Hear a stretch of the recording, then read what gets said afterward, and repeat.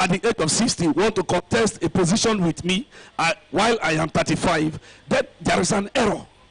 The government should realize that in youth inclusion, we, the youths, should be given that open privilege of employment. Deliver, objected in the university to tutu, you will come with an employment, and that can deliver more than the first class person.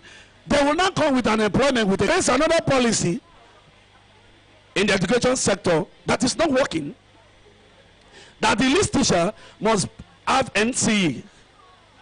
How is it productive? Now, from NCE, they have also come up with TRCN, Teachers Regulation Council of Nigeria.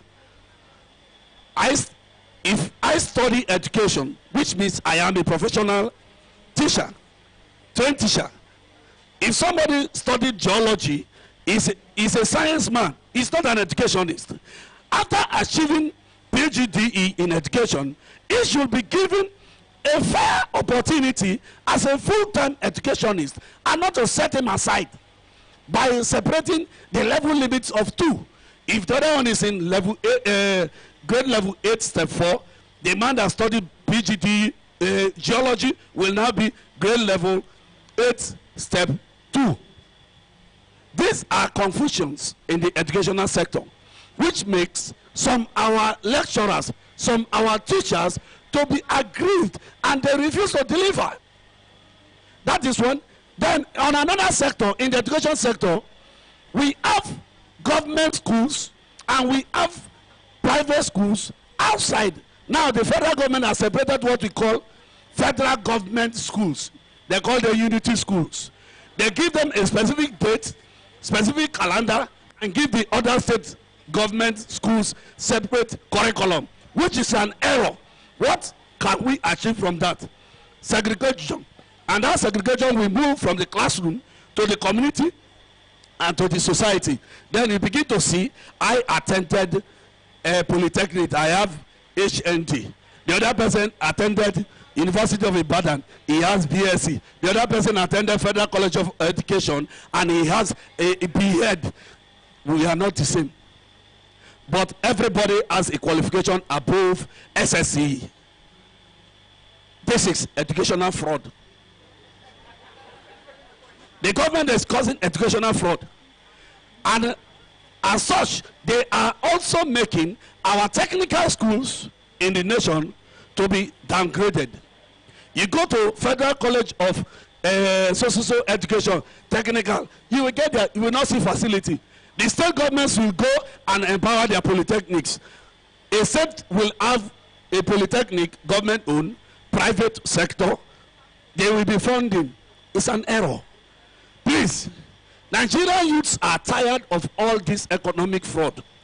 We are demanding, as a force, that let the commission meant for budget curriculum development go back, or they should be dismissed because they lack merits.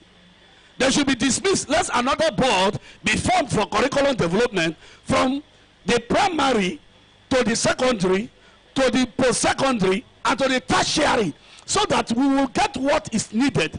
And also, a copper who studied law should not be sent to primary 1 to go and teach. It's an error. An engineer will come to primary school to be teaching. He's not sent to secondary school, senior secondary, but sent to primary school to go and teach 15 civic education, Bible study, Islamic studies, Igbo or Hausa. These are error. Let the Ministry of Youth and Sports Development on another standing, viewing all these things as threat to our future. We are also pleading with this medium. Let the Ministry of Youth be separated from the Ministry of Sports, so that if we are going to the Ministry of Youth, we will go with a voice, and we will tell Nigeria government that put a youth there as our own minister. So if we want to box, we box and reconcile. Thank you. Awesome, awesome, awesome, awesome. Let's have a lady. So rules of engagement, guys. Can I have one house? Rules of engagement. Let's speak to the topic. Right? Let's not digress. Let's speak to the topic so that we can create value. So tell us your name and then calm down. Good afternoon, everyone. My name is Blessing Ekpo from Cross River State. My question number one is that, what are we still doing with 9 subject, 11 subject, 15 subject in the university? Like starting from year 1, you see a student go through a lot of subjects just to pass. You can hear me? I can't hear you. Sorry, my voice actually went down. What I'm saying is that my first question is, what are students doing with 9, 11, 15 subjects in university? My question number 2 is that, why is ASU still a problem? Why are they giving us strike? Why can't we just have that 4 years in school that's already there and leave and go serve our countries and go get a job? Why are we going to spend 5 years instead of 4 years, 7 years instead of 4 years? Like, I studied estate management. I'm an estate surveyor, okay? My course is about 5 years. I had to spend 7 good years in university. The strike, the COVID, and all that. And then afterward, they tell you, you're not eligible to go serve because you are above 30. Hello? You struggle to get into school. You struggle to write JAM, and you're done with JAM. You struggle to get the admission. If you don't know anyone in that school, you won't get it. And you keep on writing JAM over and over again. And then when you finally get, strike comes in. And you spend so much time in school. What is the federal government doing through the Ministry of Education about this? Like, it's a problem. Our our education sector is nothing to write home about. You can quote me anywhere. And it's a problem to us. And apart from that, the ministry needs to deal with this so-called, I'm sorry, I need to say this, it's very important.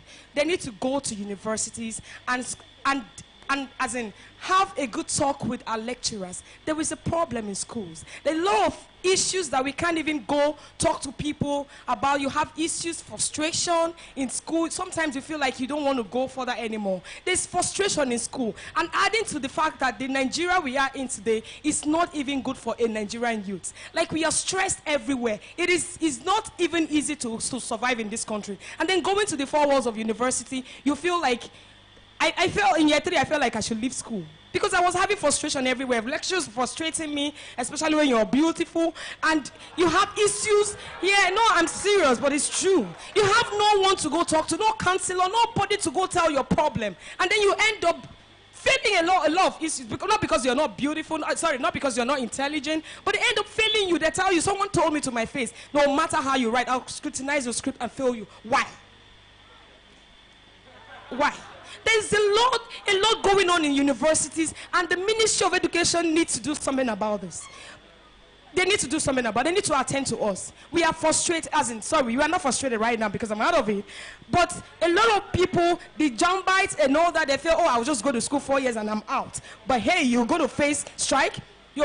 Like he said something about practical. We don't do practical. We're just there, okay, you lecture and go back home, and there is nothing. I studied estate management. I should be in the field, but I've never remembered the day that I was like, okay, taken to the field, come and do this and all that. And then you end up coming out, they tell you, you need to pass 9 courses, 11 courses. How do I do that? No research, no nothing.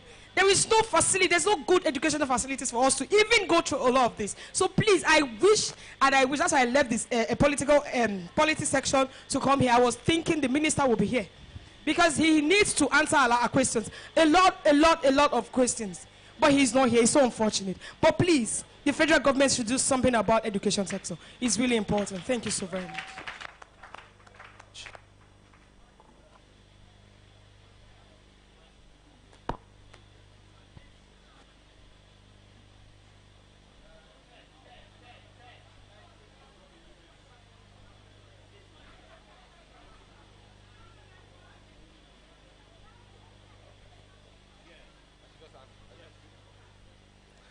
Hi, everyone. I heard a lot of opinions. By the way, I'm not the minister. I'm not related. I have nothing to do with anybody in government, right? Let me just make that very clear. I have nothing, and I mean, to be honest, I mean, there are stakeholders in what we do, but I mean, it is what it is. So whatever I'm saying, by the way, also a disclaimer, in the last session, the minister was talking about some youths that had gotten money from the government. Now, I didn't get any money from the ministry, but I have gotten money from the government recently. Again, by the way, I do not know anybody in the government. I have to make that clear. So again, what he was saying is true. There's people that get money and don't say anything about it. I mean, again, there's people that get it on merit. I think and I believe I got it on merit. Again, I don't know anybody. But I moved that to the side. We're talking about education right here, right? And unfortunately, the minister is not here, and I'm sure he knows what you're talking about, right? But I think, you know, Mr. Larry has said a few times, it's important to focus on the things we have control over, or things that we can try to fix and try to solve. Again, me as an entrepreneur, those are things I'd like to focus on. And so I'd like to say that while we understand the limitations of the system, right, there is a choice for every single person sitting here and your friends, whether to decide to wallow in the system, right, and decide to be like those that want to be victims, or decide to do something with yourselves, because there are resources out there for people. Again, according to my education, I am just an accountant. But I know a lot of people that have moved into technology by doing courses. I'm sure you guys, you have some of your friends that have become coders overnight, right? Did they go to school for that? Was it the federal government? So if we decide to keep on this attitude of blaming the government for everything, that's fine. But after a while, you're going to be their age, right? And your generation is going to be asking, your children are going to be asking, what did you do? Right? So again, I just want to put it out there. And if, you know, this is slightly controversial, but for me, I think it's time to stop thinking about government hasn't done X, Y, Z, and start thinking about what you can do for your own selves. Because in our generation, we did not get nothing, and we're not starting to get nothing now. So please focus. Okay, thank you very much. Thank you so much. I do not really have much to say about this, but I totally agree with my sister over there. It was not easy. Maybe because I even crossed from medicine to economics. So I spent 8 years in school. So my own was even different. And there was a time that I told my dad, I said, is either I leave medicine or I don't even go to school again. I'm tired, like I got tired of school. I don't know why. Because probably the whole thing was just in my head and I don't know. But I just wanted maybe it was affecting my mental status then, and like my mental state was somehow. The strike, the first year I got to OAU, we spent 1 month in school and we were sent home for 4 months because students fought in school and they killed somebody and blah, blah, blah like that. So, you know, all these things happened, but at the same time, she has something which I would like to answer that because it was one of the things that helped me when I was about to cross. So she was like, why would people be asked to do like 9 courses in 100 level or something? I would say that it's like a background or a prerequisite to do some other things or probably to learn, because some courses that I did in 100 level they helped me in switching to economics. If I had not done them, or even some courses in my O level, I would not have been able to cross to economics if I had not done geography. So there are some courses like that I feel like they just want you to like have an idea, and that's why sometimes you do special elective. They will ask you to go and choose them in other departments, like general this thing. And there was something that they started in school. In as much as we try to want to like, I'm not saying that government is doing enough, that's the truth, when it comes to education. But there are some things that we ourselves, we do not make use of that opportunity when it comes to us. I can boldly tell you that in my 200 level, my school started business resource center. So where anybody that is a student and you have your ID card, you can go to that center. You will learn more about business. You will have free access to internet to make a research. You can download their books there that you can use to learn and, you know, develop yourself in whatever you want to do for self-development. So do you know that that place will not be filled up. Like, you would hardly meet people there. And I usually make use of the place. It helped me a lot in actually writing my first business plan in school. So understanding that, okay, this and this. But majority of us at that time, I can boldly tell you that they did not come. Because, I don't know, and they got the information. But maybe because of our mindset, we do not have interest in such things. And we believe that, no, once you just graduate, the only thing I come to do in school is just those courses. Let me just pass them and go and get a job out there. But there are other things in school that they've actually provided for us. I know it might not be what we want. And in my under level, trust me, some chemicals in the lab, they've expired. So when they tell you that you will get blue color, it's red that you'll be getting. And don't be offended about that. There was, when I was doing anatomy, so whenever we go to cadaver room, those are dead bodies. Whenever we want to dissect, when I go to Ketmore to read, I see there that the vein is in red color or something. When you dissect this dead body, which red, everything is like gray color. So they will tell you that, they will not draw it in the book that the vein is this, the nerve is this color, and this like that. You will not get all those colors. No, see, everything is the same color in the place. So it's you that will not be like, okay, what we read, let us just use it. And they will not even attend to you. You'll be the one to be, it's the group that will be doing it. Like, you must have read about it before you dissect. Like the theory that they teach us. It's not what they teach us that we'll be seeing on the dead body. So these are the things that I just believe that in as much as we want to make excuses or blame someone, the two things that cannot work together is excuse and progress. You cannot be making excuses and be making progress. You need to choose one. Nobody, as in like, even if your parents, like you have money, you were born into this thing, you still have to develop yourself. You still have to discover who you are. You still have to know, okay, this is what you want to do. Like, I've been able to, I got some opportunities, like you said, I don't know government though. I'm not a politician. But you know that they reached out to me last year through my Instagram page. They sent me a message that I should please send my phone number, that they would like, that they love what we do with waste and how we've been training people in our community.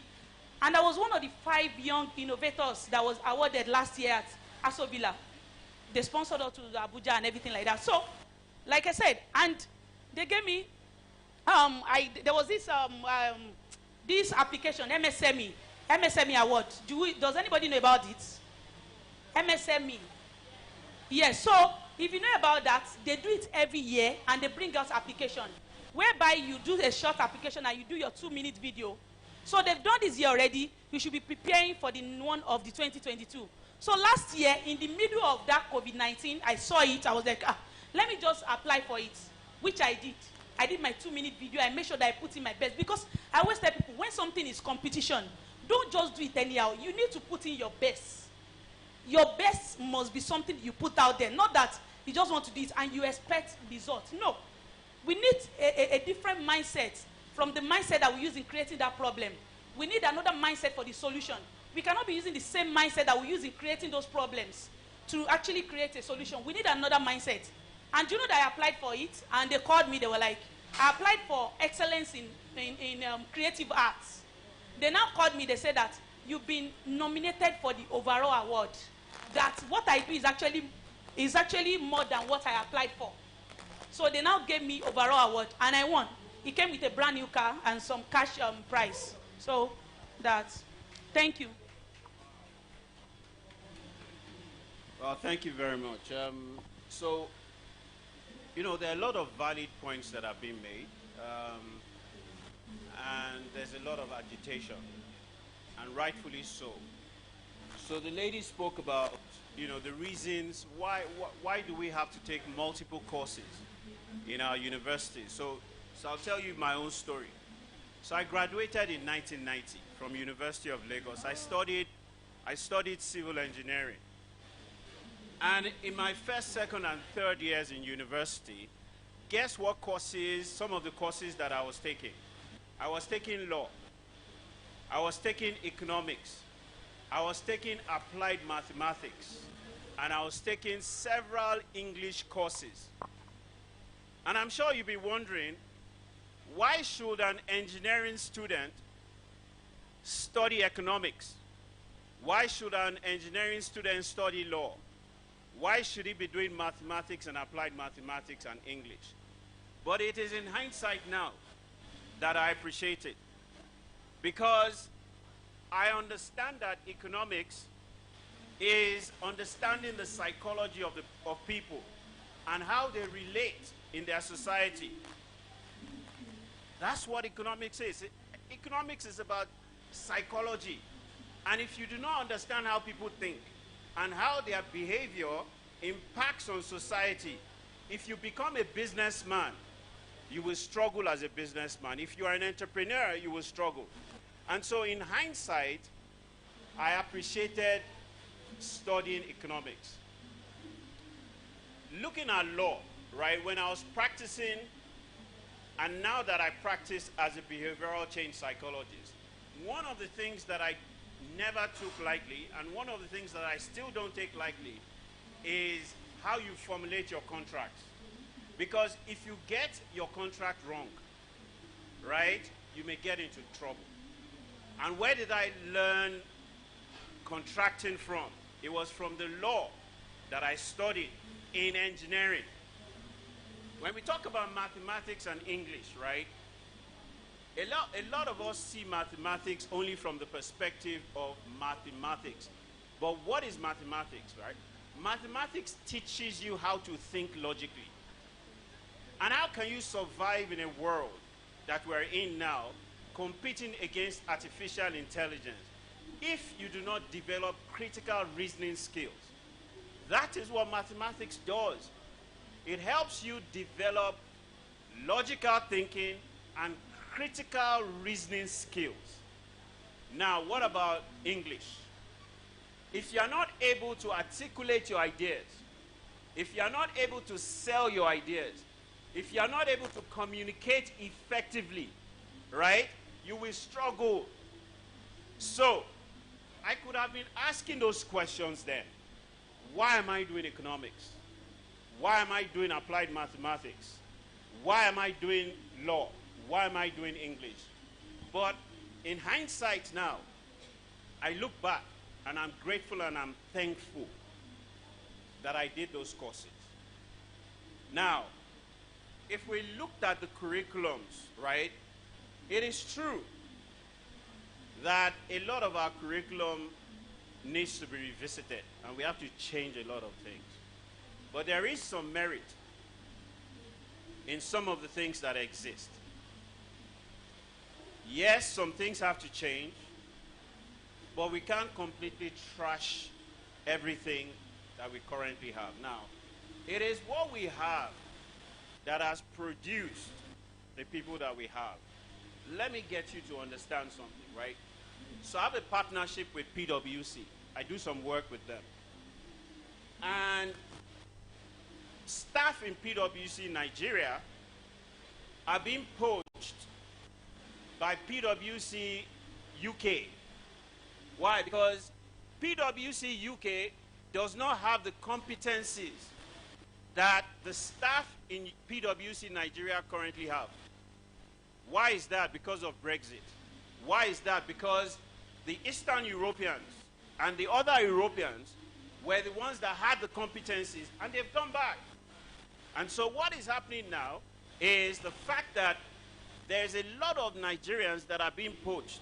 In the last 200 days, over 400 plus doctors have been employed in the UK. Why do you think that is the situation? If we're looking at our educational system and we're completely trashing it, why is the UK employing 400 plus Nigerian doctors that graduated from the current Nigerian educational system? Why is that happening? It happened in Abuja a few months ago, right? That the Saudi embassy was interviewing doctors that they wanted to take to Saudi. Why is that happening? If our educational system is to be trashed, I understand, I recognize that the system needs to be revisited, but we cannot throw the baby out with the bathwater. So a lot of the complaints and a lot of the points that you are making, we will take them back to the minister. There are rapporteurs that are here that are taking notes, right? And after this conference, there's going to be strategy sessions that take snippets and the key conversations into a strategy session that evolves into a strategy document, right, that would, be used to formulate initiatives and strategies for the way forward. Now, she also spoke about the strike. When I was in university,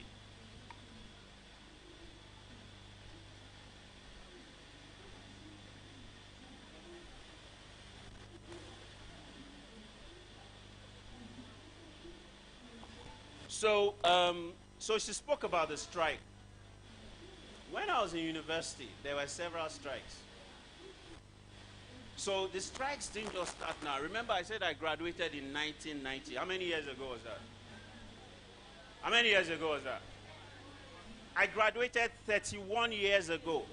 Not 41 or 31. I graduated 31 years ago. When we were in, and I was in school for 5 years. When we were in school, right, every year there were strikes. So the strikes didn't just start today. The strikes started since. Now the strikes happening, I do not know. How do we stop the strikes? I cannot give you the solution to that. That is a point, right, that has to be forwarded to the Minister of Education, not even the Minister of Youth or the Minister of Finance or Trade, But note that that will be forwarded to them. Now, the female students were also victimized, right? Not to say that it is right. It is absolutely wrong. And something should be done about it. So I agree on all of the points that you've made, right? That there's a need for us to revisit some of these, key discussion points.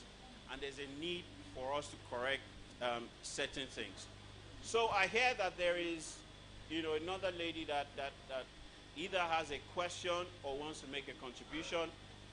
And then I'll move on to this side, because it seems like the people on this side are now not happy with me, because all the people that I've taken them from this end.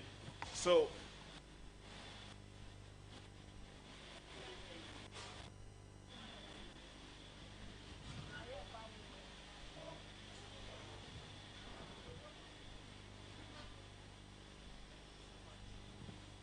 Hi everyone. Thank you so much. My name is Onyinye Atwanya. I just want to speak to what the three of you said, actually.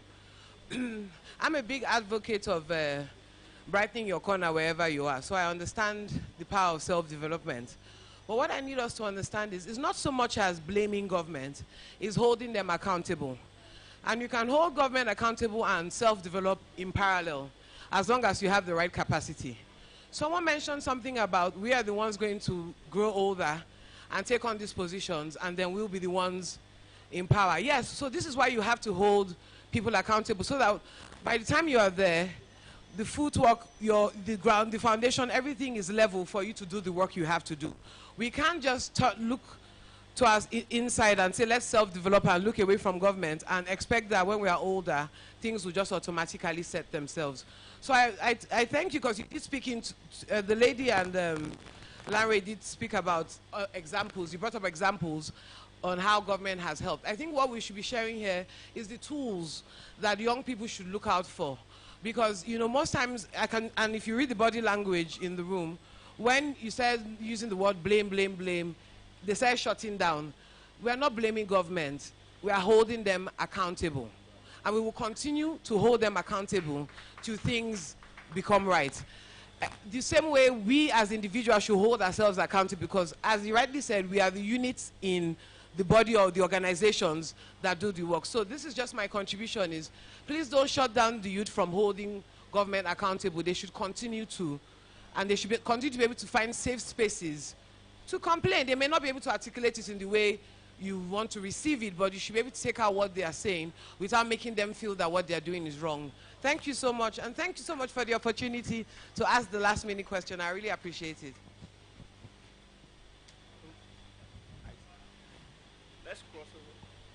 let's cross over. There's a gentleman that's been agitating here. I'll just take one person from here and then one person from the middle, and then we'll start to round up. He has already spoken. Let me take someone from the back, yes. Let me take the gentleman in blue. Just keep it brief. Good afternoon, everyone. My name is Muhammad Sagir Suleiman. We can't hear you. Can you please project? My name is Muhammad Sagir Suleiman. What I want to talk about is about the school system, the method that they are teaching us just to pass, like the grading system. If the teachers that they are teaching you that you must to pass, that you must get job.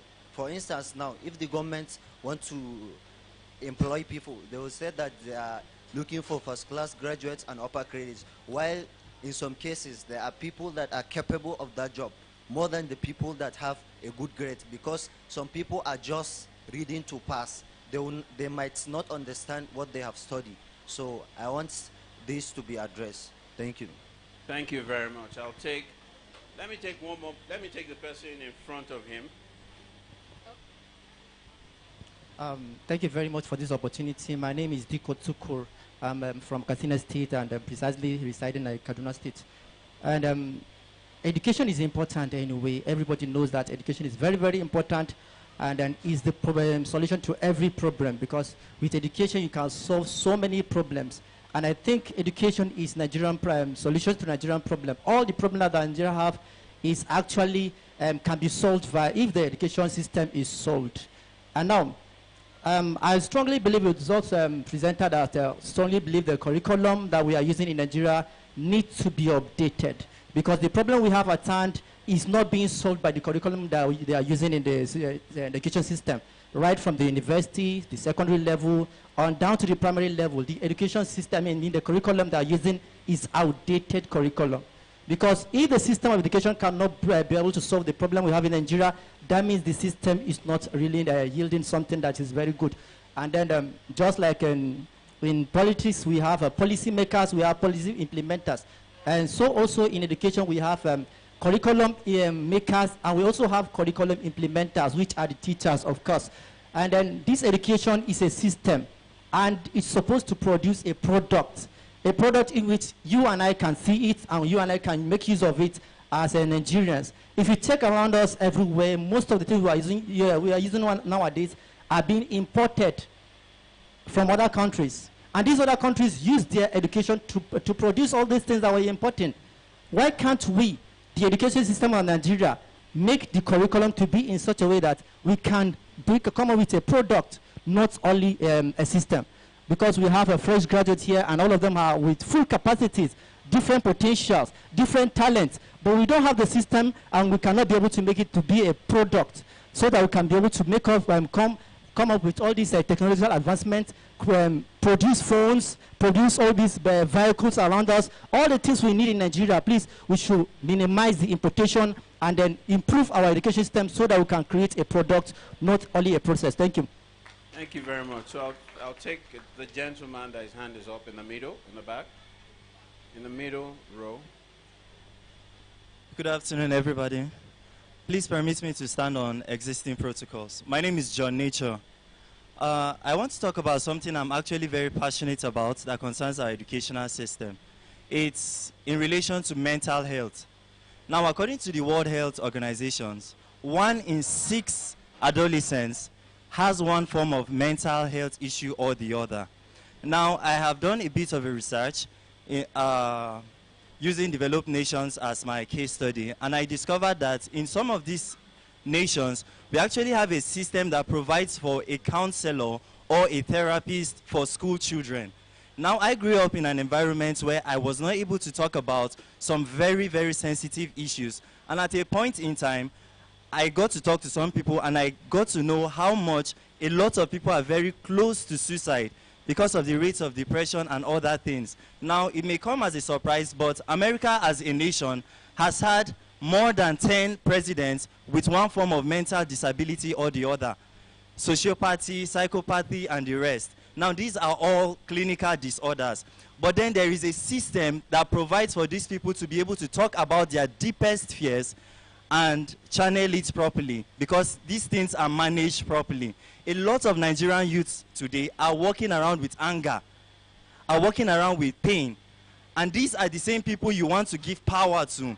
You want to empower tomorrow. I'm saying at the core of our existence as human beings, whether you empower a person or not, when he has fundamental issues disturbing him as an individual, it can affect his values and therefore his productivity. So I think the educational system should be revised such that mental therapy is prioritized, especially in secondary schools, so that teenagers and youth can channel out, can communicate some deep-rooted issues that a typical African setting may not permit them to share with their parents or close ones. I don't know, but I think it is something worth looking into.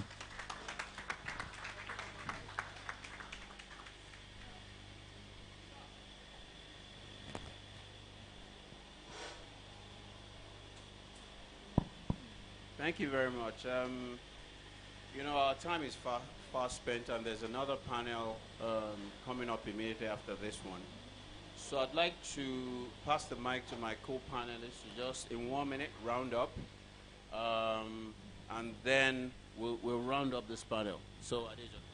Okay. Thank you so much. I just want to say something about the guy that asked about majority of these people, they ask for first class, second class, upper, with 5 years experience from someone that is just graduating.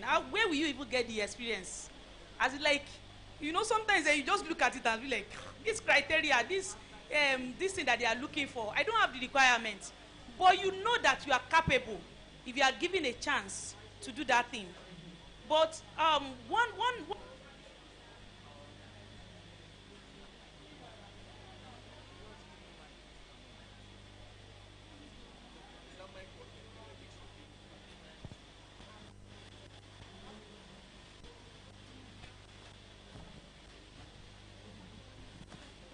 so an avenue for us to get seen, for them to recognize that we are valuable, that we can add value to the organization or something. You know, something that has helped me. I graduated with the 3rd class, and one thing that has helped me is through volunteer. I volunteer for organizations. You know, through that, they'll be able to see the kind of value that you have. You know, sometimes they might not give you much money for you to, but at that point, you are gaining a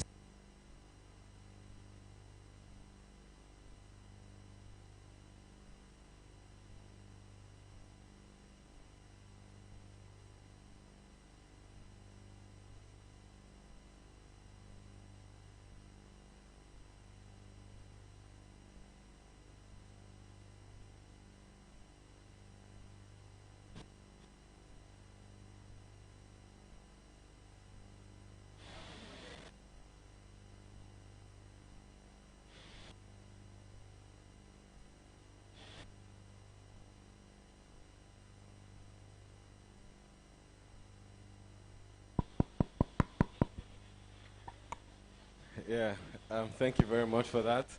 Yeah, I think this has been a very great discussion, and I'd like to thank the gentleman that spoke about the case of mental health. Not just in education, I think in our society, it's something we don't talk about enough. So again, not just in education, there's a lot of stigmatization around the topic, and it's something that needs to be addressed at. And again, I just want to reiterate, because there was a comment earlier, that I don't think, I think, we on this panel are youth, right? So there are a lot of things that we can relate with. I mean, she spoke about the case of also, having time off school because of the strike. So we can relate with things, but if there's anything I want you to take away from this today, from me personally, it's the fact that, again, even though we're all in this country and there's so many limitations, right? Again, there's a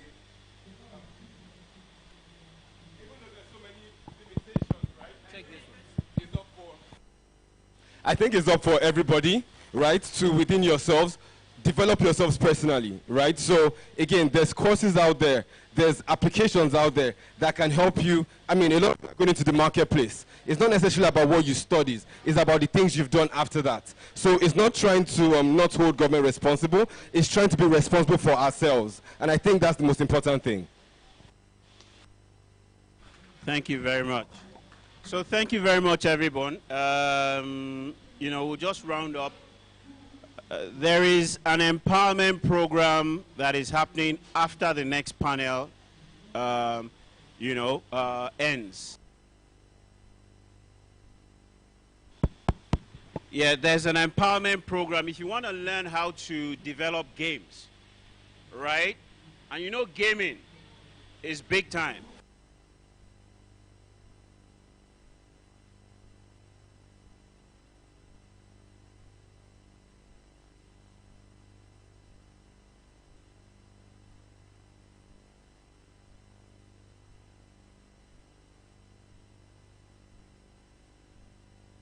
On that note, we'll call it a wrap for today. I want to thank you for your time. I want to thank you for your contributions. I want to thank the co-panelists. And then we'll take a break.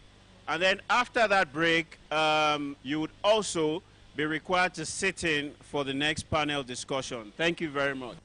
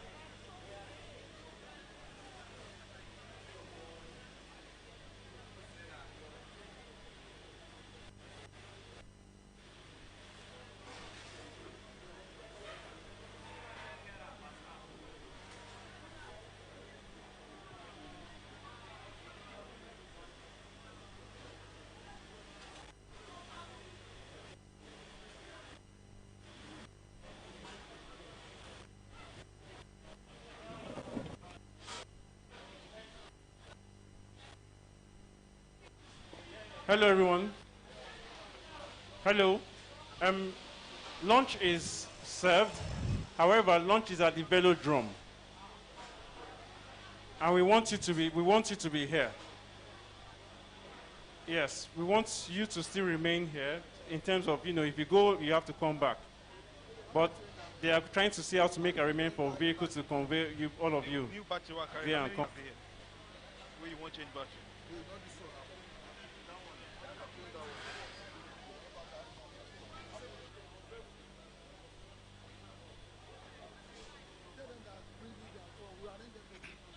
All right. Okay. Please wait. Wait. Lunch is coming to you.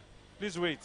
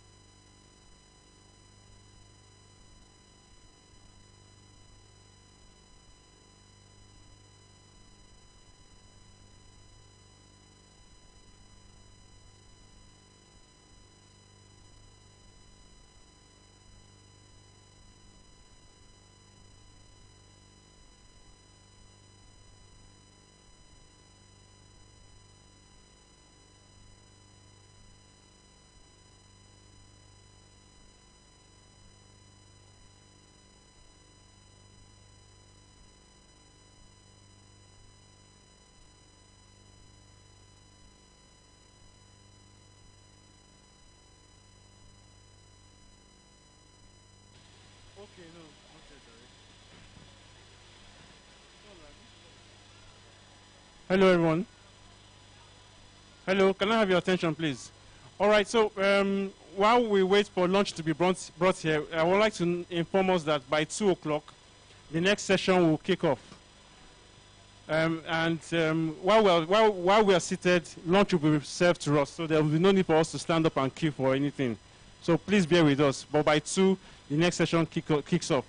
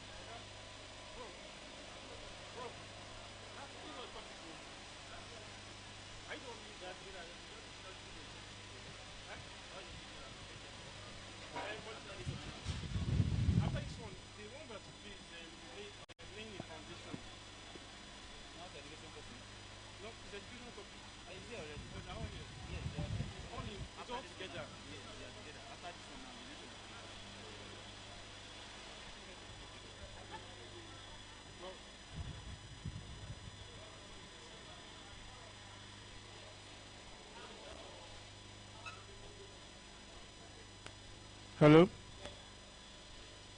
Hello, everyone. Good afternoon once again. Please, if your friends are outside, kindly encourage them to come in. Let's settle down for the next session.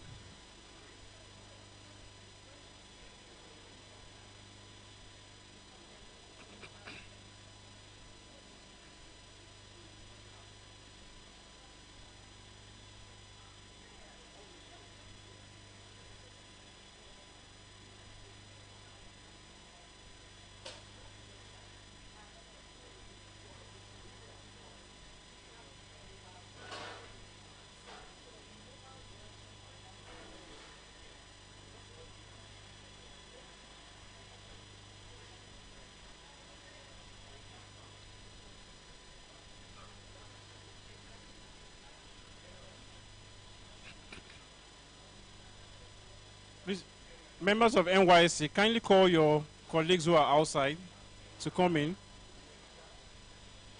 I know some of you may be tired, but like I said earlier, lunch is going to be brought for you here. So please do not be discouraged. Do not allow your strength to diminish.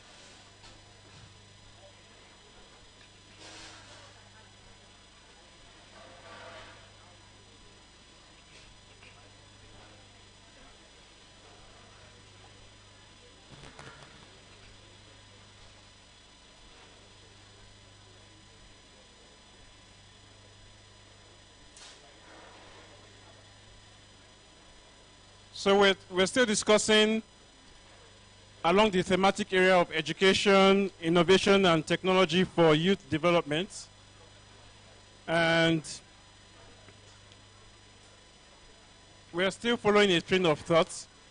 Right now, the next topic is laying a foundation for identity, confidence, and self-belief, investing in youth entrepreneurship and empowerment.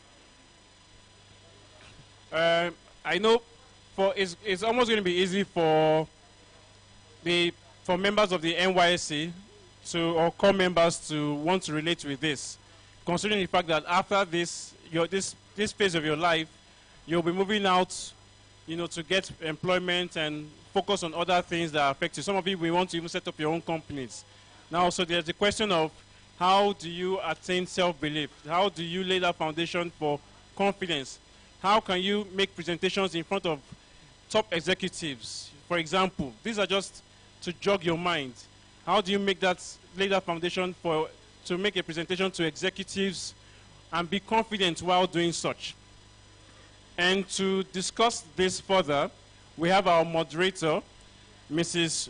Lola Fafori, who is Director of Public Relations, Huawei Technologies Company, Nigeria.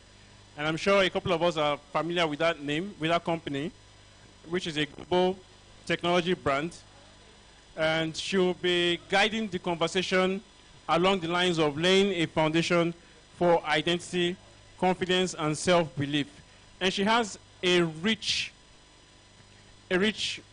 panel who are coming from diverse subgroups or subsectors of the Nigerian economy, who will be contributing to this conversation. So I would like each and every one of us to listen in.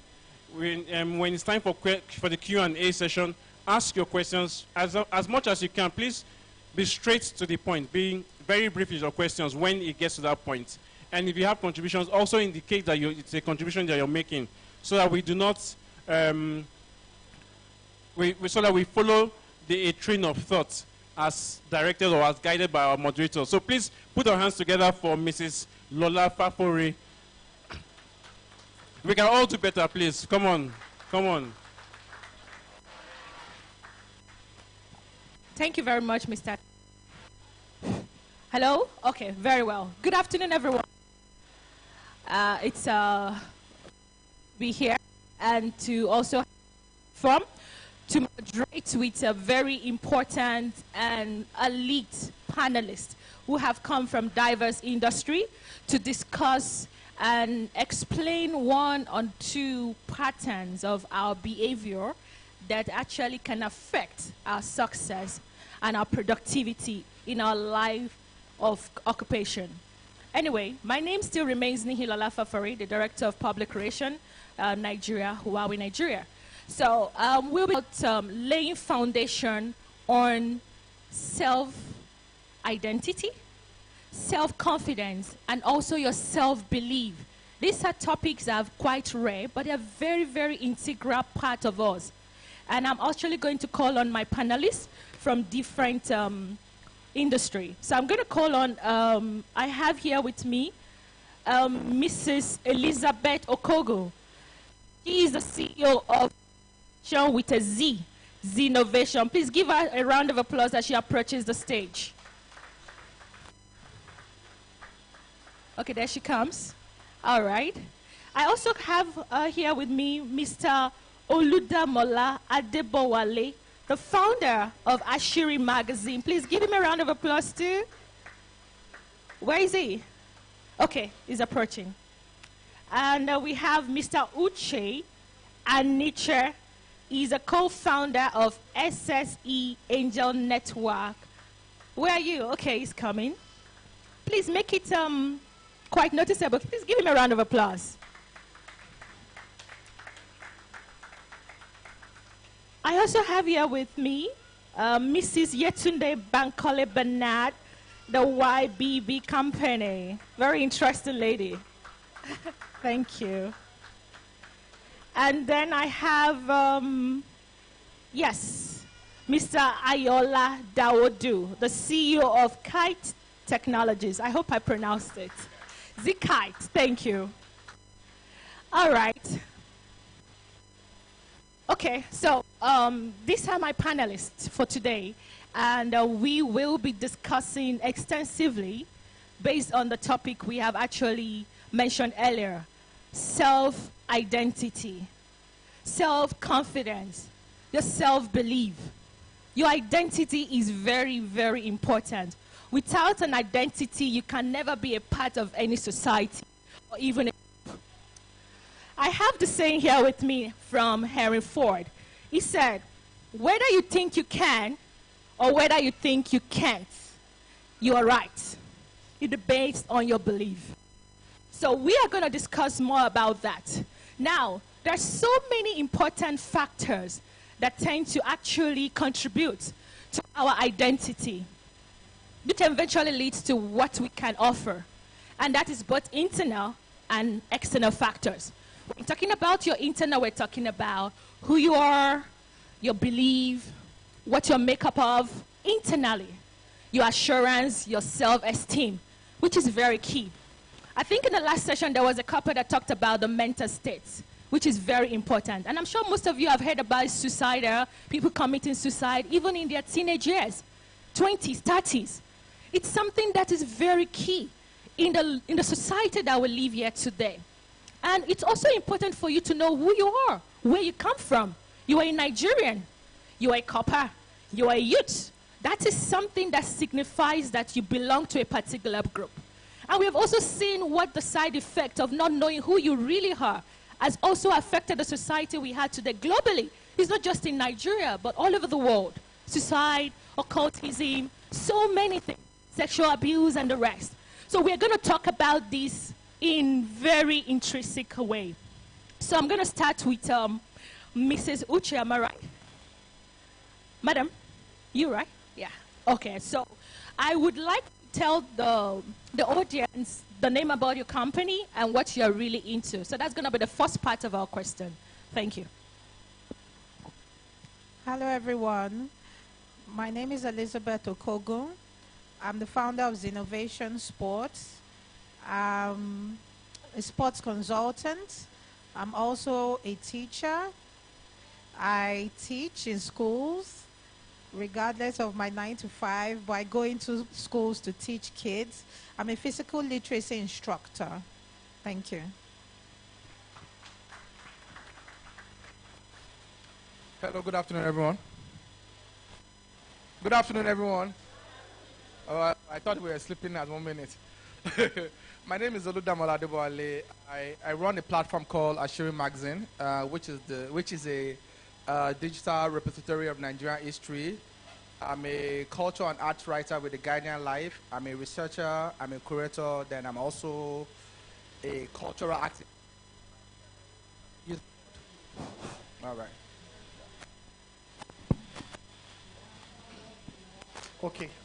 Good afternoon, everyone. My name is Uche Aniche, and I wear a number of hats. I'm a convener of Startup South, which is a startup ecosystem development project and organization that essentially inspiring the next generation of founders, primarily from the South and the Southeast of Nigeria. I'm also a co-founder of the South-Southeast Angel Network. Essentially, we're mobilizing capital for founders, primarily again for the Southeast. But I mean, we're investing across Nigeria, especially youth-led innovation-driven companies. We're investing across Nigeria, and so that's what the SSC Angel Network does. Okay, good afternoon, everyone. My name is Yetunde Bankole Bernard, but you can call me YBB. That's what most people call me. So, three things. I'm an identity coach. I also am the founder of Recall for Men. Recall for Men is a resource center for men aged 20 to 35. It's for the African man. Teaching him and working with him on identifying what his challenges are in being a 21st century man, because who the African man was yesterday is no longer who he is today. There are so many challenges and there are so many things he needs to be and needs to know. So that's Recall for Men. And I am also an executive director in a group of 6 companies in the travel and aviation space. So I'm happy to be here and I'm looking forward to this conversation. Thank you. Yeah, my name is Ayola Daudu, and I'm into IT. And what we specialize mostly is on artificial intelligence and machine learning. We look at experts like this, learn about them, then create an expert system that can mimic their behavior so that they don't necessarily have to be in front of you every time. A robot can actually do their job while they relax, and then afterwards you can be referred back to them. And as well as we have about, what we do is we are an IT buddy that creates startup in Nigeria. So for youth like us, I'm a youth, like us, we can come up with ideas. Nigerians have become entrepreneur anyway, so we can come up with ideas. We will help you digitize the idea into technology. Thank you very much. Okay, we can have it back here. Thank you very much. You can hold it. Thank you for the brief description of your portfolio to the audience. So at this point, in aligning with the question that we're here to converse about, what has your company been able to have done so far, and how has it been in relation to the identity we're talking about here? How has it boosted self-confidence and also, in productivity? So please give us a detailed background of what your company has done so far and how far you have gone. Hi. Okay, in Innovation, we work with a lot of sports development projects. In 2015, we had the first ever American football game in Lagos, and we've been supporting the American football community in Lagos, in Zaria, and in Abuja here also. We've evolved into having a flag football community also, flag football being non-contact American football.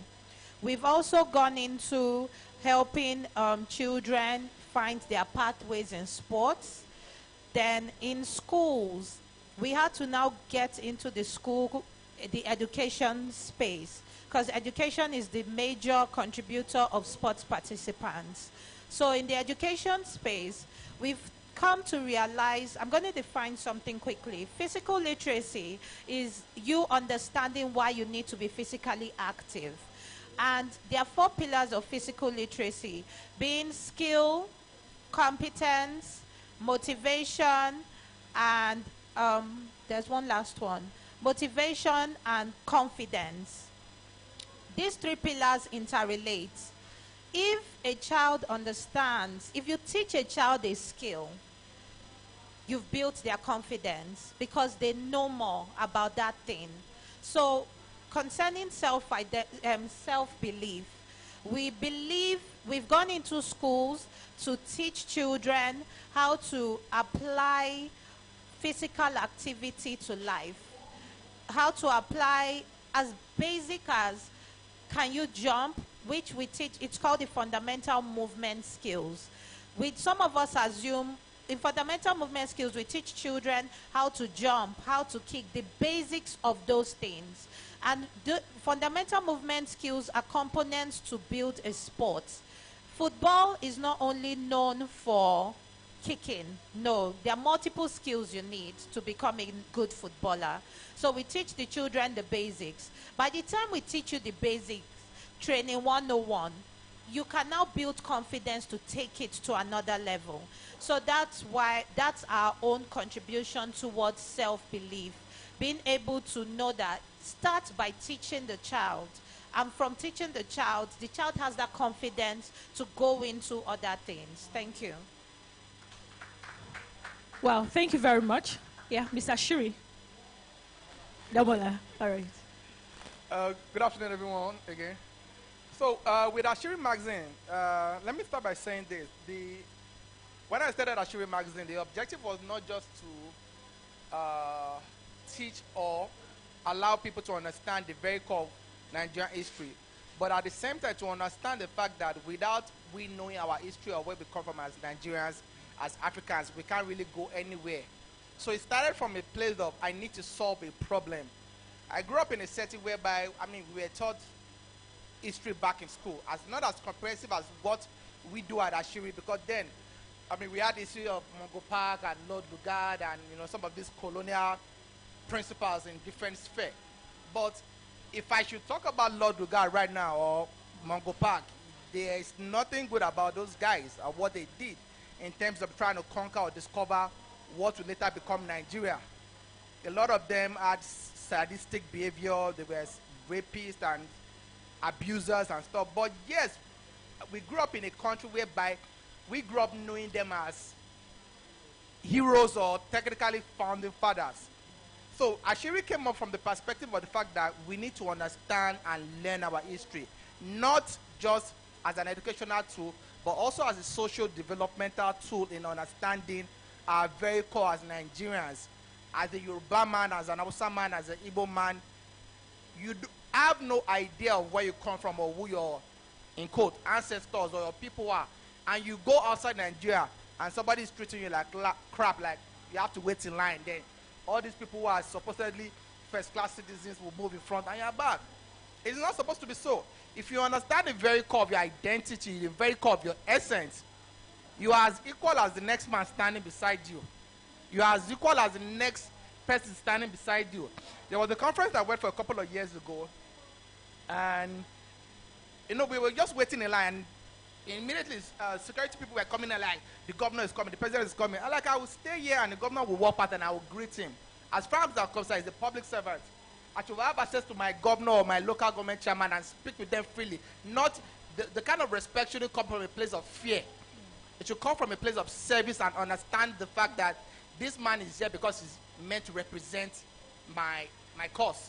So with Ashiri, we had all that kind of different build-up, and that's why I started Ashiri Magazine. Actually, 8 years ago, we started with a 3.5 MB illustration magazine.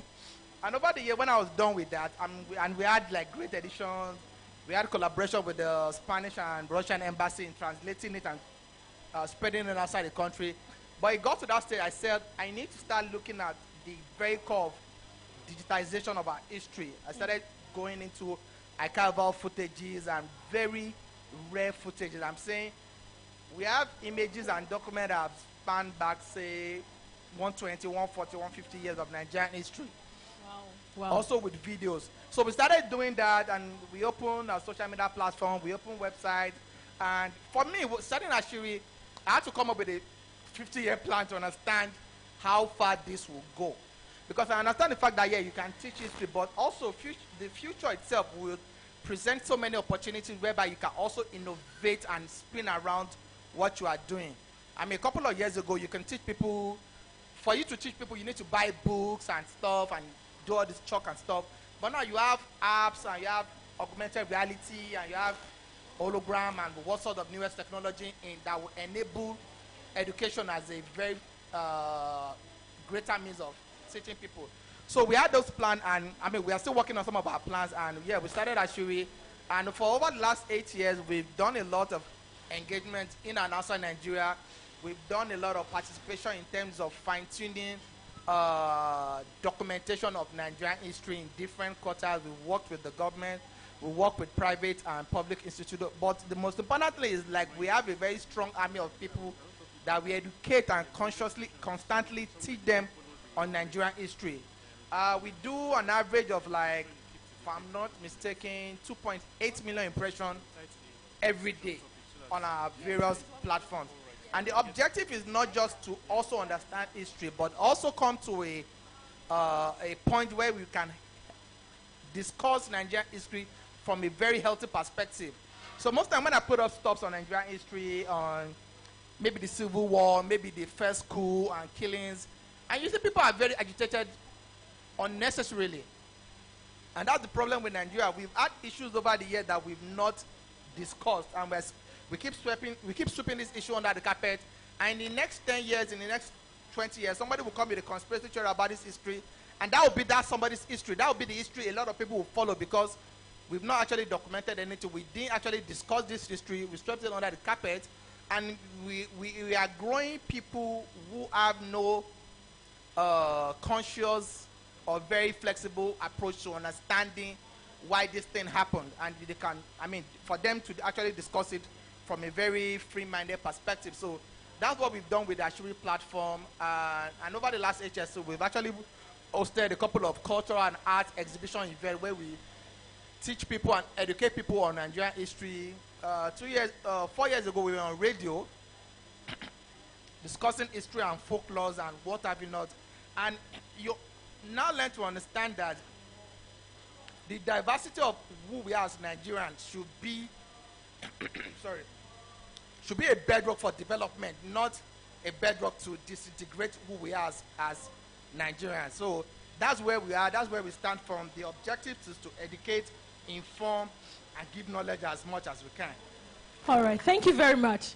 Thank you. All right, Mr. Uche. Tell us about your company, SSE Angel Network, in regards to what it has contributed so far. All right. We have coppers seated here today. You can only be a copper because you're a graduate.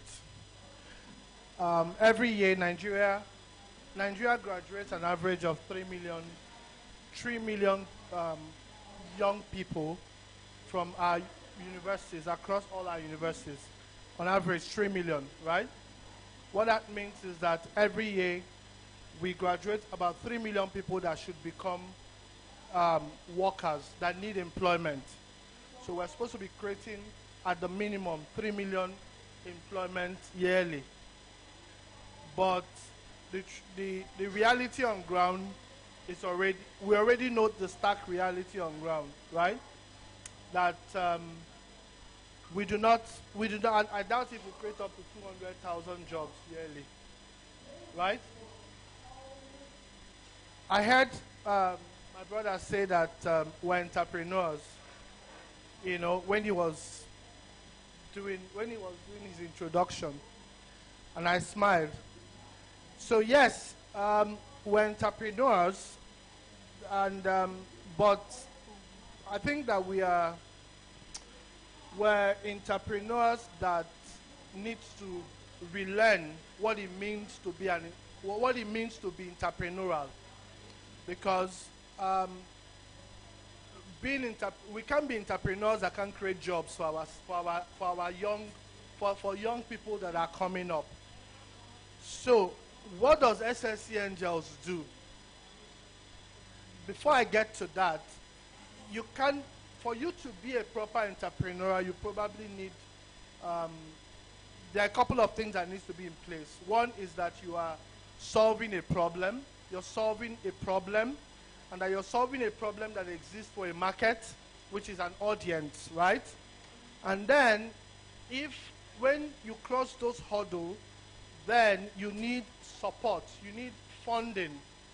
I heard earlier engagements where the minister talked about how they were, how the government is supporting and giving cash to people. But I think that what needs to happen more is sustainable funding that support high-scale entrepreneurship. Sustainable funding for high-scale entrepreneurship. That's what needs to happen.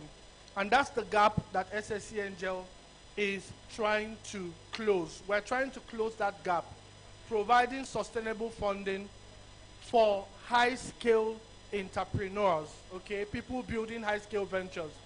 And I'm particular about highlighting and emphasizing on high scale, because I think that, how they say that you cannot solve a problem with the same mindset that created the problem in the first instance, right? We have been a country of SMEs for a long time, to the point where it has become an official government position. Hello? Technician? Hello? Stop talking. You can continue. Can you speak loud? Okay.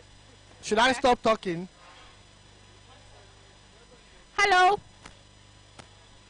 Just tell me and I'll hand over the mic.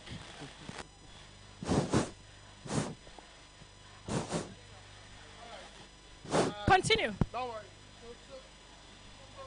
Can you hear me? They can't. Hello? Attention, please, is needed here.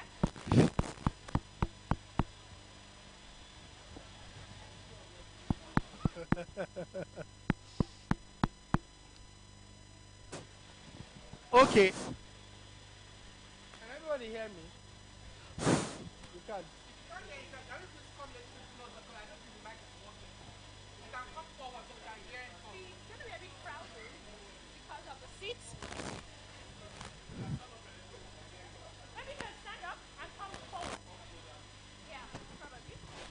All right.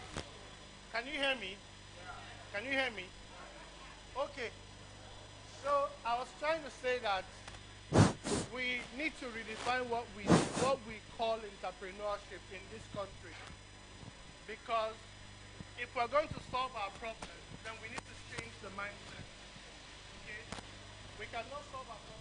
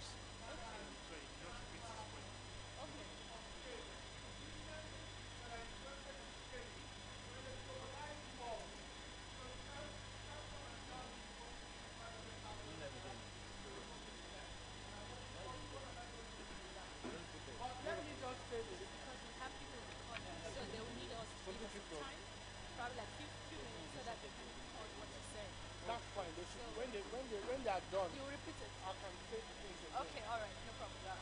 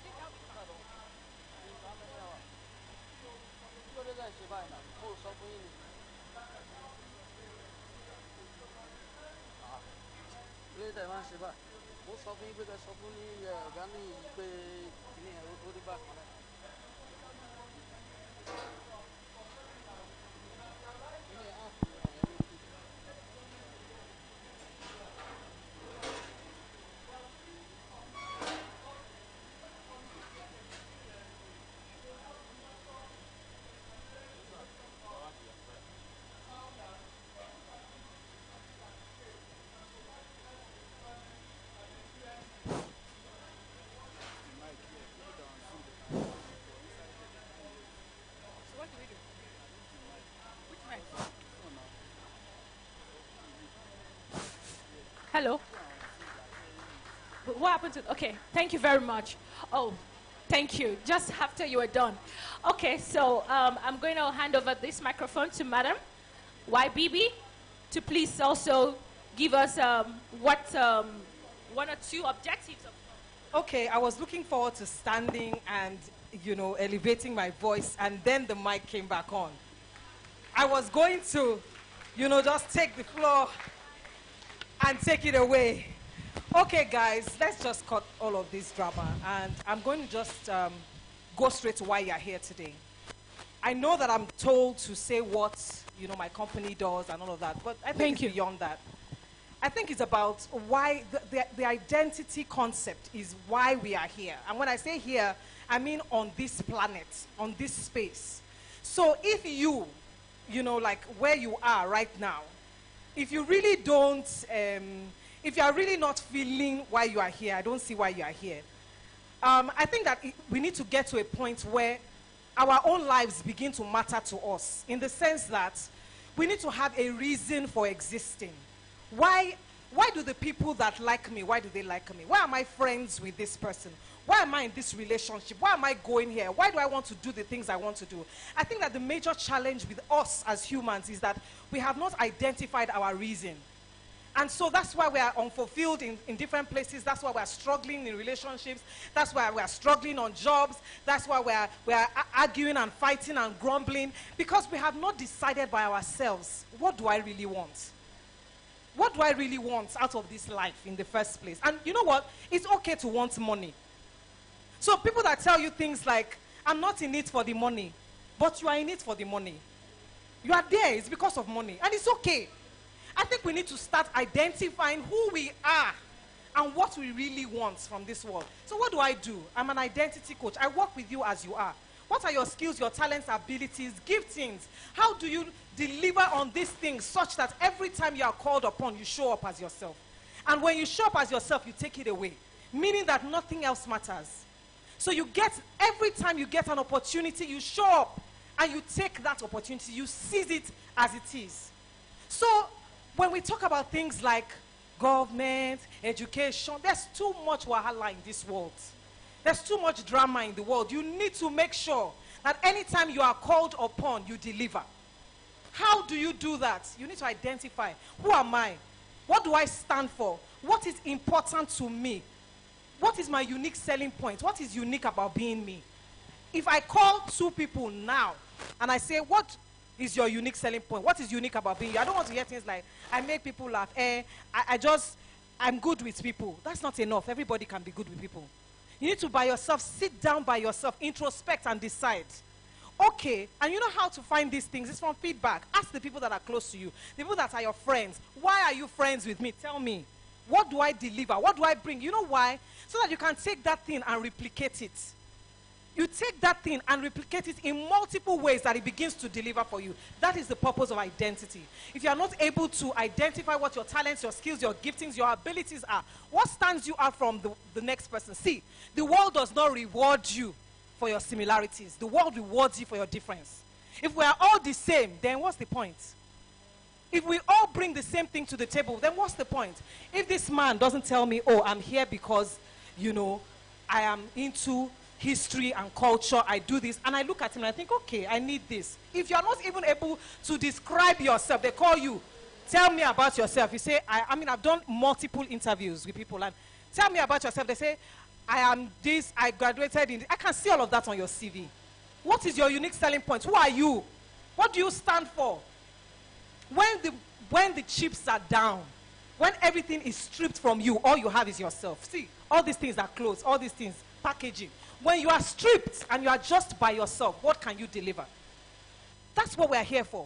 And in this life, we need to identify, each one of us, what is unique about being me? And how do I make sure that I have identified this thing and I've honed it as a skill? I have refined it such that every time I'm called upon, I show up. So that's what we do in my company, the YBB company. Fine. But then, recall for men. People have asked me, what is recall for men? Recall for men is, see, there will never be enough interventions for women. There will never be. But it looks like we're tilting, guys. Let's be realistic. Who are all these power women going to be with? Who are they going to be with now? When everything, you know, women this, it will never be enough, don't get me wrong.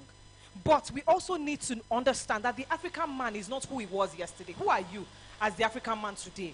You are no longer that person that just comes and just says, hey, and that's the end. We tell him, okay, even in things like when a child is born and they say, is he a male or female? We know what happens. We know how that goes down.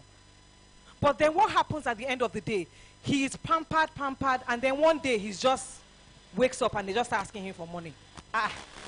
But what's the transition? At what point does he become a man? At what point does he know, okay, I'm supposed to be responsible? At what point does he become that thing that is just a machine for delivery? See, there are some men in this life today. They feel like all I need is money. If I don't get this money, I will die, I will kill, I will steal, I will do anything I have. But your identity is not in money. Your identity is in vision and clarity. And that's the same thing. As a general, as a man. So I grew up in a family of 5 children, and my immediate was 11 years older than me, a guy. And I know that everything, and my sisters were there, but everything I needed direction. My brother always just saw something I wasn't seeing. First things first, I will be too emotional. I will fight, I will argue. He'll be like, see, that's not what they are saying. So for instance, okay, let me ask a quick question. Ladies, quick question, ladies. So if you are dating a guy, what's the most important date? Is it your birthday or his birthday? Anybody? The most important date in your relationship. Wait, let's make it 3. Val's day, your birthday, or his birthday. Which one is most important and why? Anybody? Which one?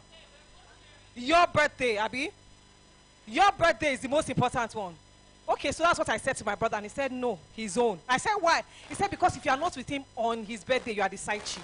I said, if you are not with him on his birthday, if he likes, let him tell you he's going to Abeokuta. Make sure you show up there. That day is the most important day in your relationship. Thank you, guys. I just wanted to give you an idea of what identity is. Okay, cool. I think that I'm done. Thank you very much. Thank you. All right. So let's give it to Mr. Ayola Daudu. Okay. You can take the stage, please. Okay. Thank you very much. Yeah, my name is Ayola Daudu. I'm an IT guy. Yeah, so I'd like to actually engage with you guys, and the idea for us is this. I will use myself as an example. You know, my father wanted me to be a medical student because he felt I was smart, you know. You know, every parent, when you're smart, they want you to be a lawyer, an engineer, right? So he tried by making me try to go to medical school. But I started using drugs, and then I began to abuse it, and then I had to drop out myself because I wasn't feeling it. You understand? It wasn't. I don't think it was my identity. But my father wanted me to become one, you know? So, and then after some years that I realized I was fucking up, I woke up one day and asked myself a question. What do you want to become in the next 10 years? And then I realized that I fucked it all up. I don't have a school. I don't have a vision. I was just on the street trying to survive everyday life. So I tried to go back to school. And then I started studying biochemistry. But then in 2011, just 10 years ago, INEC, my uncle is the director at INEC. So because he realized that I'm always working on computers and stuff like that, he invited me to INEC to create a database system for the foreign delegate for 2011 election. I developed it.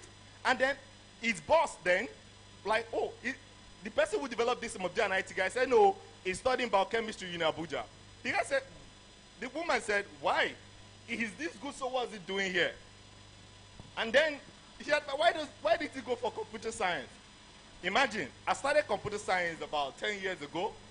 I'm actually a doctor now, but not a medical doctor, a doctor of cybersecurity. Woo! That's nice.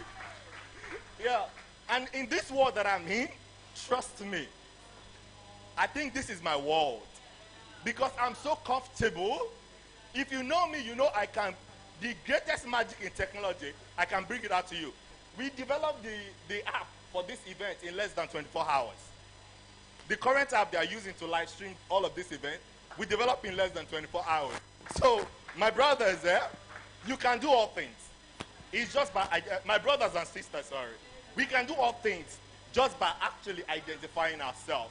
So what else we are trying to do right now is this. I understand there are several brilliant people in Nigeria. I had the opportunity to school abroad for my computer science. But I realized before we graduate, we already got a job. And this was the idea. Now, all schools are made to actually have a government platform that all schools upload your curriculum, activity, your result, and your talent as you're building it up. So prospective employers have an opportunity to come on such platform to identify great minds and talents. So before you graduate, they already follow through your steps.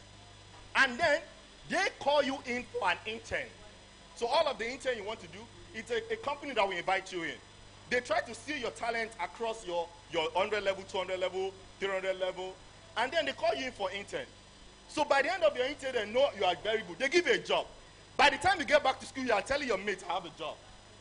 Your whole school will already tell you have a job. Now, we are currently doing the same thing with Covenant University. I'm telling you that. We're actually building a platform that will give you guys a job by identifying your talent just before you graduate. I was talking to the minister earlier about the app for youth. And I believe this app is going to help us a lot because a guy made mention of something earlier about people ask for 5 years experience, 10 years experience, 20 years experience, which we don't have. But we have talent. So how can we harness this talent before they graduate? So we're doing something with Covenant University right now. And we already gave a lady, a 18-year-old lady, that is into neuro artificial network, a job because she is smart and she is good. By the time she starts looking, she doesn't need to look for a job when she's a graduate. This guy taking my video is still another graduate. He earned at Zikai, we pay him our minimum wages. He's still an undergraduate. But he has a good salary because he's good. So we pay you for being good, not for your CL. Thank you very much. Thank you very much. That was sound. Thank you very much. We have actually listened to each of our panelists. And from what they have actually shared with every one of us, I can see that the audience are actually interested and excited listening to this. Obviously, they've said a lot about our identity and what can actually boost our confidence and the productivity that is required of us. In any way, it's important also to know that there are requirements for you to be able to stand up here or wherever you find yourself to be able to give yourself an identity. In light of this, I want to thank my panelists, but also, they are here for a reason. I believe so. You are here to hear what they have to share with us. You are here to also understand what they have been through. How can it impact you one way or the other? What are your contributions? We have quite some challenges here in Nigeria, but also, there are still some kind of circle that still need the opportunity to be able to have that confidence to say, okay, this is what I want to plug into. This is what I want to do, but this is how I'm going to channel it. Sometimes in Nigeria, I tell a lot of people, because I have an MBA in HR, and I tell them, I said, in Nigeria, basically, it might take a young graduate about 2 to 3 years to identify where he or she is going to be in. Because you're going to find yourself doing all kinds of jobs that comes your way. But truth be told, if you really give yourself that time, you'll be able to plug into something, then you'll be able to understand yourself, identifying your strengths, and looking at, okay, I think I want to rather be in this industry. This works for me. As a person, I remember when I finished from school, I graduated from Federal University of Technology, Abeokuta. I studied mathematics then. That's about 14, 15 years ago. And I served in Yola. After that, I was looking for a job. I can tell you that I walked the length and breadth of Lagos for 1 month. I scheduled every street, and I did. I worked. I would come in here, I would tell them, okay, I actually would go home every day and say, okay, I want to walk the street of Lekki, I want to look for a job. I want to walk the street of Ebutemeta, I want to look for a job. I want the street of Abulegman to look for a job, Ikeja. I went round for a month until one day, a bank manager, it used to be, I think, Fin Bank, the bank manager, remembered I've walked into his office before. He said, Lola, I said, sir, so you remember?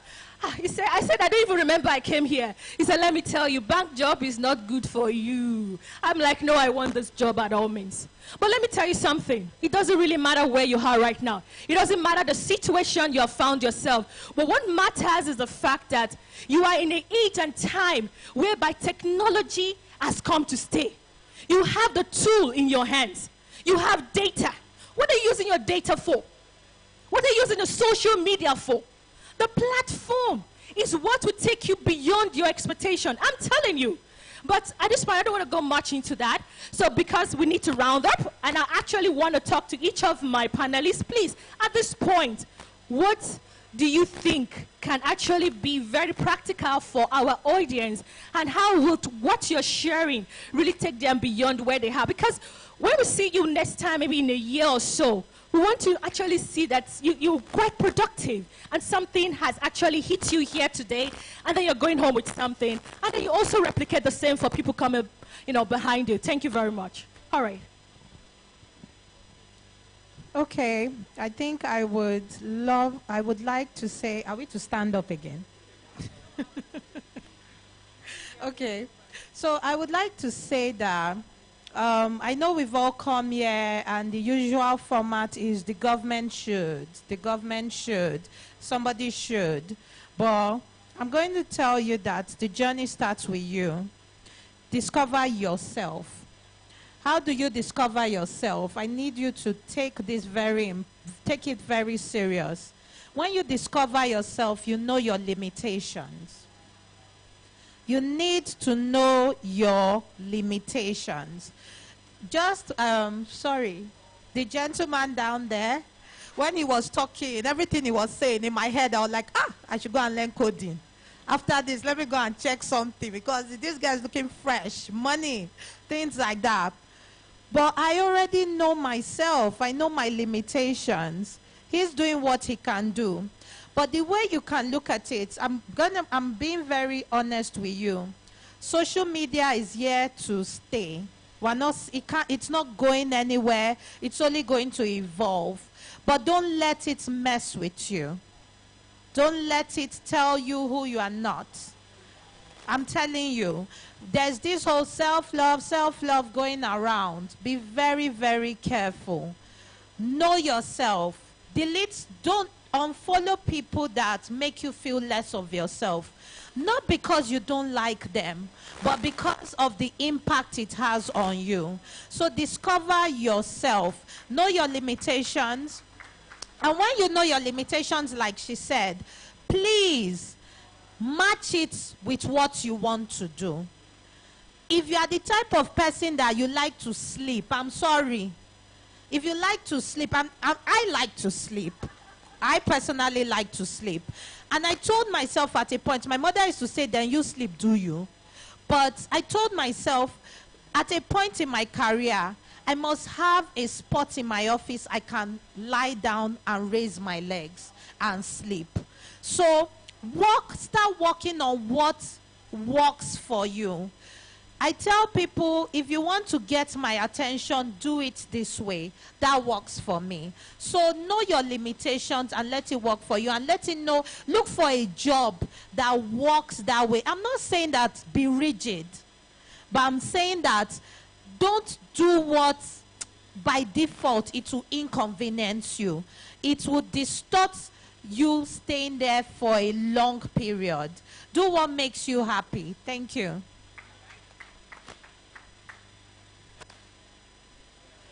For me, I think she's kind of touched down base with what I want to say, but at the same time, yeah, the most important thing for you to know yourself, understand yourself, essence, and don't be scared to take risk. Regardless, you still have to take it. Regardless, regardless, we are all going to die one or the other. Time is different. Regardless, so what are you doing with that time? You have time as a capsule that moves across phase. You can invest in it, you can spend it, you can't preserve time. You know, hello. You can only invest in it and spend it very well. You can't preserve time, you can't hold time. You can't harbor time, you can't hold time to yourself. So what are you doing with your time? Regardless of what is going to happen today, will be history by tomorrow. You can only sit back and say, oh, we were at one conference tomorrow and this is what somebody said. So don't be afraid to take risk. Everybody that is going to meet you when you're defending, when you're pitching a proposal or pitching an idea will tell you one thing: it is not going to work. If you meet somebody and they tell you, oh, we love you, the idea is going to work, go ahead, we'll support you, then you should check that person or check your idea or check yourself. Because if your idea is grand and that noble enough, they will tell you it is not going to work. So I had an exhibition a couple of years ago, was it like 4 years ago, and we were talking about the 1851 invasion of Lagos, and it was a big exhibition, and I had installations. So one of the things we had as installation at the event was this big chess game on Lagos history and the dynamics and the warfare tactics of the invasion of Lagos, which is a very strong part of Lagos history and also Nigeria history. I had the idea for 3 years. I was shopping around with the idea. Come on, buy this idea. It's worth 40 million. Yes, it's worth 40 million, but as a businessman, nobody will invest in your idea. They will rather invest in a product. So last year during the COVID, and I had some money, I felt like, okay, let me just go and get a car and start forming big boy up and down. But it's not, at what cost is that going to get me? So I invested in trying to get the app out and, you know, doing all the designs and research and everything. And we did it. The app is not ready now. We're about to launch in December. And now I can tell you the app idea as a product, not as an idea, as a product is worth X amount. Everybody I spoke to then about the idea that told me we can't invest in this, it's not going to work, it's Lagos history. How many people play chess? Are the people asking me and sending investors like, we need to get born on this thing? We're able to get some license to a particular sport that will be happening by next year. I won't mention it right now. But it is funny that even my partner, when I told her about the idea, said, it is not going to work. She's the one pushing and trying to market the brand out there. So the point is this: you have nothing to lose when you take risk. What do you have to lose? You walk up to somebody and say, oh, I want to do stuff with you, or I like you, or don't be afraid to just walk up to people and just, in a constructive, in a very polite way though, tell them what you can do. The least you're going to get is a no. And for me, that doesn't kill you, or that doesn't make you less than who you are. So regardless of anything, if you believe in something very much, go for it. Invest in time. What are you doing with your time? Not spending. Time is so fluid these days. I mean, you wake up most people, a lot of us, wake up, the first thing we do is to pick up our phone. Not even pray or anything. They pick up our phone and you spend like 30, 40 minutes on your phone. Then you ask yourself, what am I going to do today? So you can invest your time in reading, in developing yourself. A lot of things I've done in my life wasn't based on what I studied in my first degree or my second degree. I invested in myself. I just said I can be as much as I want to be. As humans, as Nigerians, most importantly, we are unlimited in our ways. We are unlimited in who we are as a person. So don't feel because I'm studying biochemistry, I can't be anything. You can be anything you want to be. It's just a matter of how much of that thing you want, how much of that, how hungry are you for that success, how hungry are you for that thing you want. A friend will say, if you want something so much, you go for it. If you want it that bad, you go for it regardless. So it is that discipline, it is that tenacity, it is that drive that we need to put into focus that will make us outstanding human beings.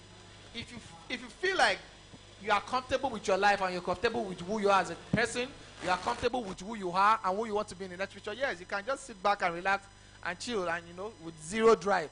But if you want to change your narrative and do more than what your parents have done, or do more than what the society has profiled you to be, I think you should just be unlimited in every way and do the best you can. All right. Thank you very much. Okay. When you started, you said you didn't know what to say. All right. Okay. Let's shoot. I had to tap him because I want to go in a different direction from everything you've heard. I tapped him because he said something I was going to say. We are young now. This is the time to take risk. I understand what she's trying to say when she says, know your limits. I understand that. But listen to me. Listen to me. This is a time to explore. A lot of you already missed the time, actually. You already missed the time to explore. Let me correct myself. You already missed the time to explore. You should have explored when you were still in school. If you've graduated, you've missed the time to explore, right? But it's not late to do that. Some of you should actually be running. Some of you should be at a point. Some people, I'm talking to people that have not. I'm not talking to people wearing uniform right now, right? Some of you that are young people that are seated here, you've worn this uniform and you've passed it, right? Some of you should be C-suite executives by now if you started exploring while you were in school. It's the kind of thing he was talking about. So if you're in school now and you're here, then you should take this as an opportunity. Don't wait. The school will not give you this. The other thing I like to say is that you need to reorder your priorities. I am not comfortable that we're on this panel and we're saying some of these kind of things because I think that the kind of things I want to talk about are the kind of things that you go out of this place and make something out of. I don't want to come here and talk about, tell you how to live your life. Do you understand? For me, I'll feel like I'm wasting my time and I'm wasting your time to tell you how to live your life. I would rather be talking about everybody can be a founder. Everybody can be an entrepreneur, okay? But everybody can be a valuable asset in an organization. And if you so choose to be a founder, I'd rather discuss how you want to start and grow a high-scale venture. That's the kind of conversation that if I'm having right now, I'll be a lot more comfortable because I know that you go out of this place and you can start something with it, right? But part of why some of this conversation is coming up, if you look at, I know that the time is fast spent, right? But there are about three different arenas for this conference. There's politics that way, going on that way, right? If you go to politics now, I can bet you go to politics now, the people you have at the politics arena will be more than times 2 what you have in these two places put together. They are streaming the politics of now, it's because we have, to a large extent, we have our priorities mixed up as a people. And unfortunately, as young people, we are also carrying this same thing. We have our priorities mixed up. Leadership is fine, right? But leadership without productivity brings us to where we are today as a country. So you in this hall, I salute all of you that have remained here. And I believe that all of you that have remained here, you have the potential to change this country. Because you're going to become the productive lot that will change the course and direction of this country. But you need to take a decision today. Take a decision to go out of your way to make something out of yourself. Because whether we like it or not, forget all this English we're speaking here, the country is not going to do much for you. Do you understand what I'm saying? The country is not going to do much for you anymore. So we would have to take the bull by the horn and decide that we want to band together as a group of people that have decided to make something out of this country so that we can become more productive. We're crying every day that the Naira is depreciating, right? Do you know why the Naira is depreciating? Do you know why the Naira is depreciating? Even the uniform you're wearing now, I bet you is imported. Hello? If I check your body, everything you're wearing from A to Z is imported. And if you're a Nigerian, you should be ashamed. Do you understand what I'm saying? If you're a Nigerian and you cry and you open your mouth and say that Nigeria is depreciating and everything you're wearing is imported, you should be ashamed of yourself. How? Because you should be able to produce some of the things you're wearing. No, nobody needs to give you opportunity to do that. Listen. This is it. All right. Yeah, don't worry. Thank you. Don't worry. I'll round this up. Please do that very quickly. Listen. Nobody gives you opportunity. You take the opportunity you need. Listen, guys, this is why I said I am not comfortable that we're discussing. It is the reason I said I'm not comfortable that we're talking to you how to live your life instead of discussing with you how to take the opportunity, because that's what we should be doing, right? You should be able to, when you live here, right, go use the same tools you're using to get some of the gossips that we're spreading. Use the same tool to do research on how to take the opportunity, and we will make a lot of progress. Absolutely. I mean, Thank you. Let me just summarize it because of time. Thank you very much. Thank you very much. Let's use that same tool. There's going to be a session for questions and answers. Thank you very much. Please give him a round of applause. All right. So, madam, thank you. Wow. Okay. So, people, I think that I'm just going to leave you with just a few things. I think that most things that people have talked about here, I heard something resounding, and it was the case of, you know, how do we seize opportunities? What are these opportunities? How do I even know that there are even any opportunities? I think that we need to start from where we are. And where we are is, what do you have in your hands? Right now, what do you have? And what are you doing with what you have in your hands? So it's a case of multiplication. Whatever you have in your hands, it is your responsibility to multiply. Whatever it is. Good. Whatever. And this, it can be like, how I started off was saying, you identifying what your own abilities, your own giftings and your own skills are. And so if you are not even able to identify whatever you have, and everyone has something. If it is giving of this, do it with everything you have. Do it as if you want to die. Because guess what? Your life depends on it. It is where people think about things like, oh, I don't know what my purpose is in life. Forget about all this, I don't know what. You know what? Your purpose finds you. You don't find your purpose. Your purpose finds you when you are walking, when you are doing something. And on that place, you just realize that, in the place of work, that's where your purpose finds you. You don't go and be looking in one air for one purpose somewhere to reach you. Guess what? As you are doing what you are doing, you just realize, oh, somebody just says to you, can you do this for me? Say, yes, I can. Take it from there. And then when you get there, do everything you have. With all your power, do it. Guess what? The next thing will find you. And you will keep going and moving. So as far as I'm concerned, you know what? Forget about your weaknesses. Focus on your strengths. Forget you had any weakness. You know why? Because whatever you focus on magnifies.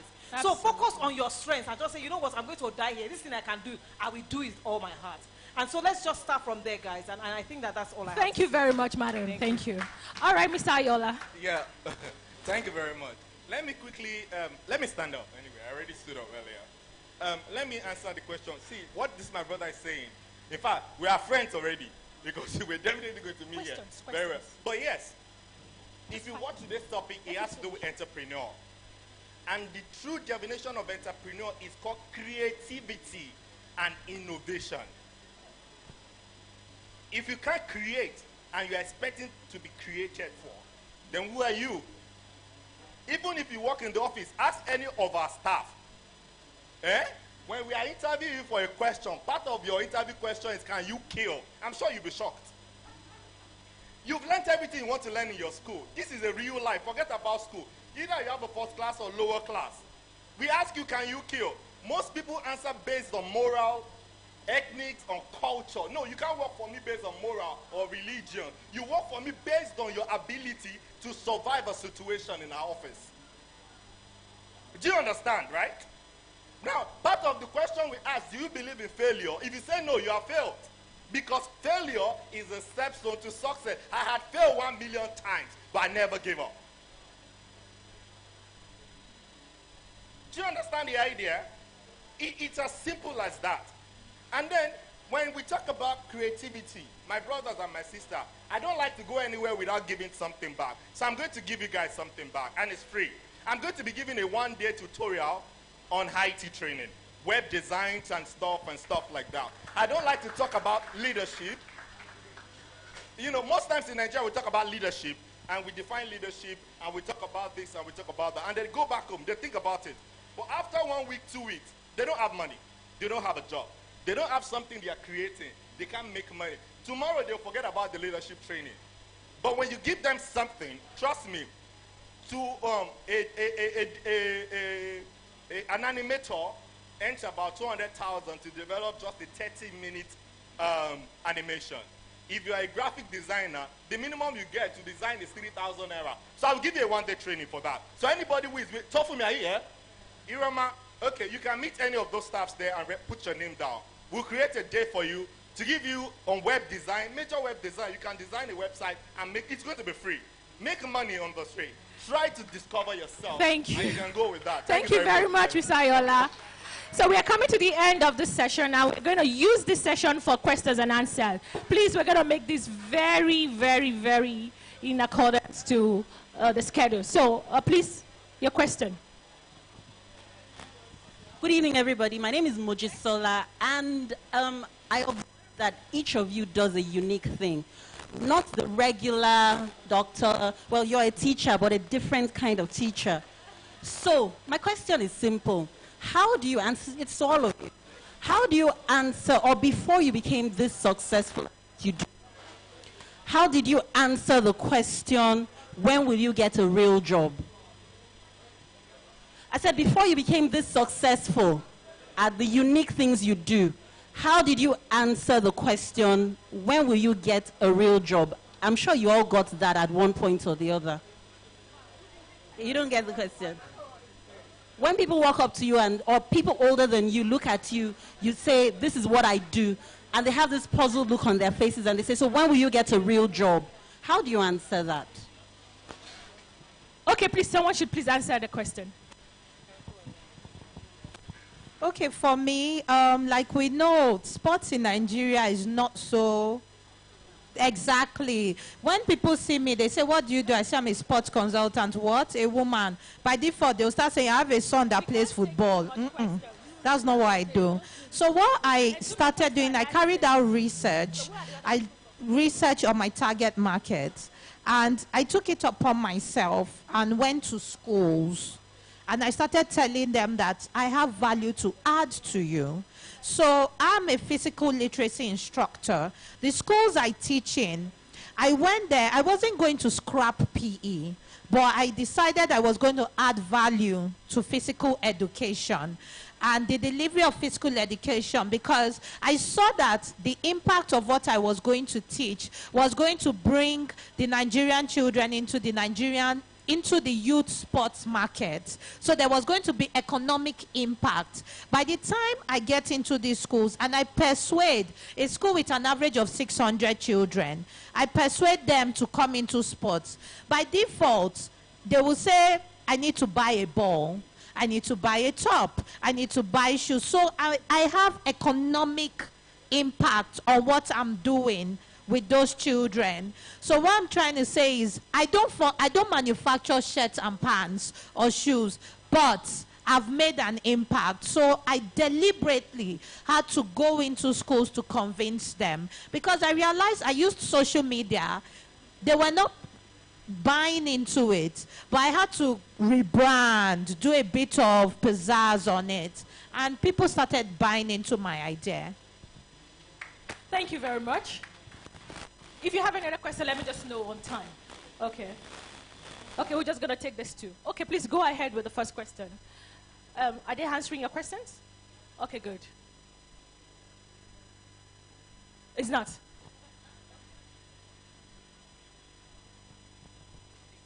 Very brief. Okay.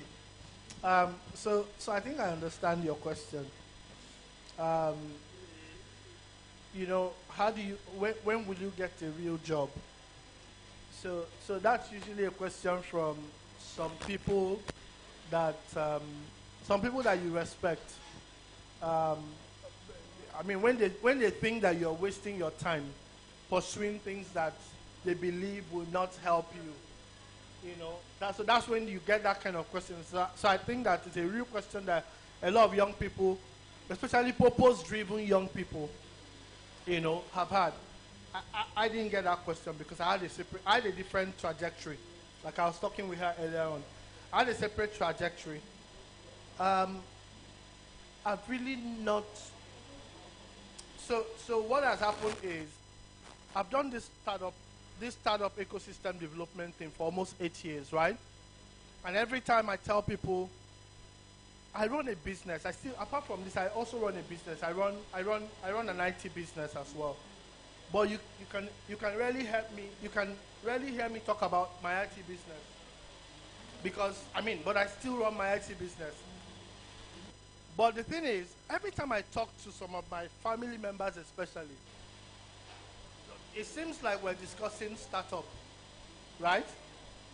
And so they're listening to me with one ear, and with the other ear, you can almost sense that they're asking, when are you going to become serious, right? I'm not sure. I think the only way you answer that, two things. It will not be anybody's responsibility. If you're not anybody's responsibility, the only way you can answer that is to produce results. And the result is, for some of them, the result they want to see is that you're able to take care of your needs. Do you understand? If what you're doing is taking care of your needs, right, then the tendency to ask those questions, or the frequency of those questions will reduce. I'm not sure there's any way to answer those questions directly, right? I think you should be able to do what you're convinced is the right thing, and then keep at it. All right. I think that should be it. All right, thank you. So any other question? Please stand up. Yeah. And I'll take the last one. Okay, please come forward.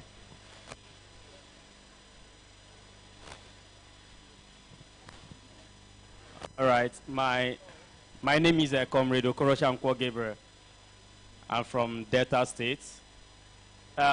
First of all, before I ask my question, I just want to lay a little emphasis on the question you asked about where you made a mention of the polo we are putting on being imported, almost everything we use in Nigeria being imported. Well, it's very funny and somehow that even toothpick we use is also being imported. But you and I should know today that we are getting it very wrong in this country in a very particular position.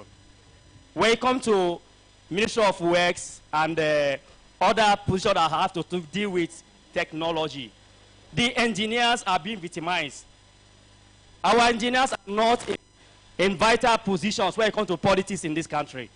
And I think if engineers are in vital positions when it comes to politics, I think our technology is going to be improved. And now when you talk about entrepreneurship, we have many people who have been able to learn one work and not the other. But the problem is capital. They don't have the capital to start it. I have those many females who are into tailoring, and even those who are into stylists and the rest of it. but they don't have money to start it. When some kind of empowerment comes, you see that those who grab this empowerment are those who don't even have the knowledge of all these things. And at the end, when these things are being given to them, this is become waste to them. They sell it off, or rather, they just dump it. But my question now is, how will these people who rightly learn about these things, how would they be able to be engaged in all these things in order for them to excel in what they have learned? Thank you very much. Thank you, comrade. Can we take the last question so that we can perhaps answer the questions together? Yeah, Let's go, take all just the go. questions. No, they're gonna, you can send your questions down there because we have another session coming. So you go ahead. I'm gonna take the last question. There was someone behind. That's what I'm saying. Take the last question so we can answer it at once. All right, so I need to take one more person. Please, other questions, you can go to the back and write down your questions. Thank you so much for this opportunity. My name is Lawrence. First of all, I'd love to appreciate every single one. Can you please give them a round of applause, please? Because they did one thing very different from me that I noticed. The fact that they made everyone understand that you don't have to follow the norm. Identify your passion, identify yourself, and push through. But this is where my question comes in. I had one major issue growing up and identifying my passion was the fact that I had so many interests. Now, I don't know about other people, but people are caught up in a situation whereby, first off, I can't identify my interest or identify my passion in the first place. And then the second one is, I have so many things I'm interested in. But at the same time, I don't know which one would last, which one that I feel, okay, is just for the fact that I'm just energized, or I saw something that really excites me, and after a few months, it's dead. Or the one I know that this is what I believe in the long run will push me through, will create a fuel, will create a purpose that will carry me through. So how do we identify these multiple interests? Thank you. Thank you very much. So you asked that, you can answer the other question. I'll also give him the last question to answer. Okay. They're rushing us. Thank you very much. The Yeah. two questions are actually similar, the same, in the sense that they are both entrepreneurial questions, right? To my brother from Delta, thank you for your question. I like to say that part of the issue, right, is the definition of what entrepreneurship is. Okay? First and foremost, entrepreneurship is the ability to solve a problem for profit. The emphasis is on solving a problem. Okay? There's another dimension of definition that I would like to bring to bear to help us understand a bit more. You don't just solve a problem, you solve unique problems in an innovative way. Okay? What has happened a lot is that a lot of people say, I have skills, but I don't have capital. So because of that, I'm not doing anything. It doesn't work that way. Even the fact that you have skill does not mean you can run a business. Do you understand? That you have a skill does not mean you can run a business. There are two different things. If you have skill, have you developed a business? Have you developed your ability to run a business? And the ability to, what is a business in the first instance? It is the fact that you can deliver value. You can deliver, you've built a system that can deliver value repeatedly. Do you understand? So that is what a business is. Now, if you have a skill, please go ahead and learn how to deliver value through that skill that you have. Okay? Then, if you are asking for capital, the first question I ask you is, what have you done with the capital you have? Because everybody comes out and says, I don't have capital. But the honest truth is different. Do you know the honest truth? Everybody sitting down here has capital. You have capital. You just don't know that you have capital. So can I tell you, great. The first capital that should go into your business is the capital from yourself. And that capital most times is not cash.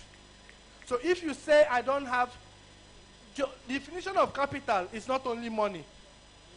Definition of capital includes your network, the people you know.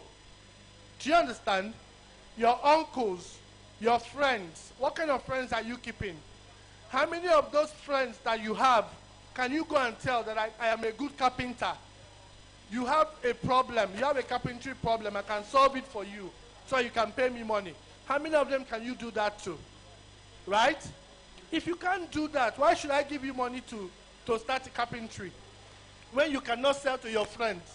The first customers you should have are your friends, your family members. Those are the first customers you should have. As an angel investor, I can't give you money if your family members have not given you money first. Do you understand? And the way they will give you money, most of them, they can dash you money. Some of them, there are people you can go to now and say, give me 50,000 naira. And they will give you without asking you questions. Do you get what I'm saying? There are people you can go to and say, I can do this chair for you. Just pay me 5,000 naira. Go to 10 of them. If you do 10 of the chairs and collect 5,000 naira, you already have 50,000 naira. True or false? True. So why are you not engaging those ones first? What kind of capital do you need aside from those ones? Start from there. As an angel investor, I want to see your traction. There's something we call traction. What is traction? Traction is that you've been able to, that thing you said you can do. You have proven that you can do it, and there are people willing to pay you money for it. That's traction. They are willing and they are already paying you money for it. That is the traction. Get that sorted. For the guy that says, my passion, please, let us, I'm sure that Ademola would answer, Damola will answer. We're running out of question. time. But let me just say this, right? We're running out of time. There's a confusion, and it's not most of your fault. There's a confusion that's happening in this space. They say, oh, go for your passion, go for what you have passion about. Brother, it is business, not passion. It's not about what you have passion for. It's what you can, the value you can deliver. Regardless of whether you have the passion or not, can you deliver value? Do you understand? You're not the one that's going to be working there. If you're building a business that you're going to be working in, it's not a business. What I mean is, if you're building a business that requires you to do everything, it's not a business. Do you understand? He's here. He just said something. I said, Informer, stand up. If he cannot be here and collecting phone number from people. Do you understand? Business is about system. So it's not passion. First and foremost, is there market for that thing you're calling passion? Is there a market for it? So if you want to know what you should do, sit down, list all the things you believe you can do. Ask yourself, which of these ones has market? Which one has market right now? Which one can I do that has market? Once you deal with that market, you can do your hobby. Those ones you call passion can be your hobby. You can do it by the side, whether it gives you money or not. It gives you joy, satisfaction. You can do it by the side. And you can also raise an NGO to do it further if you want to continue. Thank you very much. Thank you very much. Please, sorry? Last speaker? Sorry, okay, you can come forward. Just come forward. And please, just one more person and then we can round up this session. I hope you are not a comrade. Thank you for the opportunity. Thank you, our panelists. We sincerely appreciate you. But with all due respect, you said very well. But the challenges we are facing in this country is one, and we have to tell ourselves the truth. All the analyses are just mere theories. Where are the practicals? The Federal Ministry of Youth, who is in charge of youth of this country, is able to organize this wonderful program, gather youth across the country. And we are here today. Wonderful sessions, we appreciate. But now, what is the takeaway home? This is an avenue. I wish the ministry staff or anybody from the federal government is there.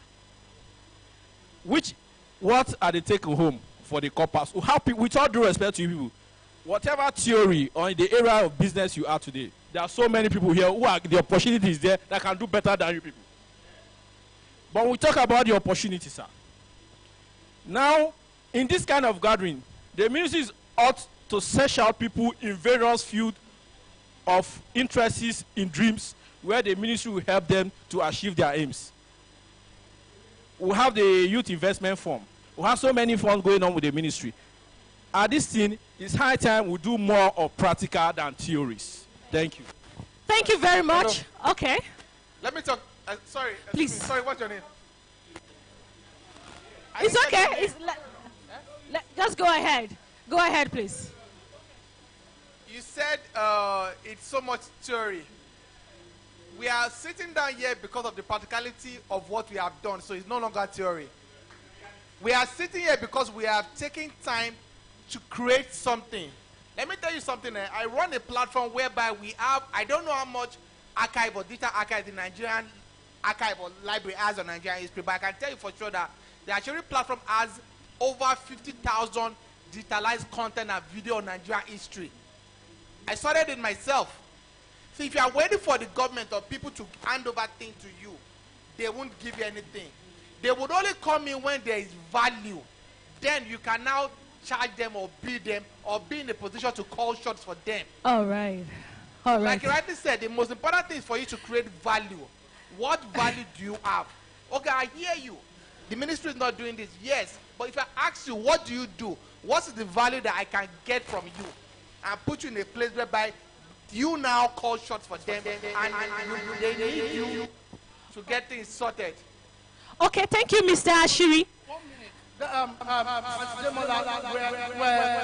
in the same country, right? Where we just celebrated a couple of young people that are barely 35, that built a business that is barely 5 years old and sold the business for $200 million in this same country that the Ministry of Youth is not doing anything, right?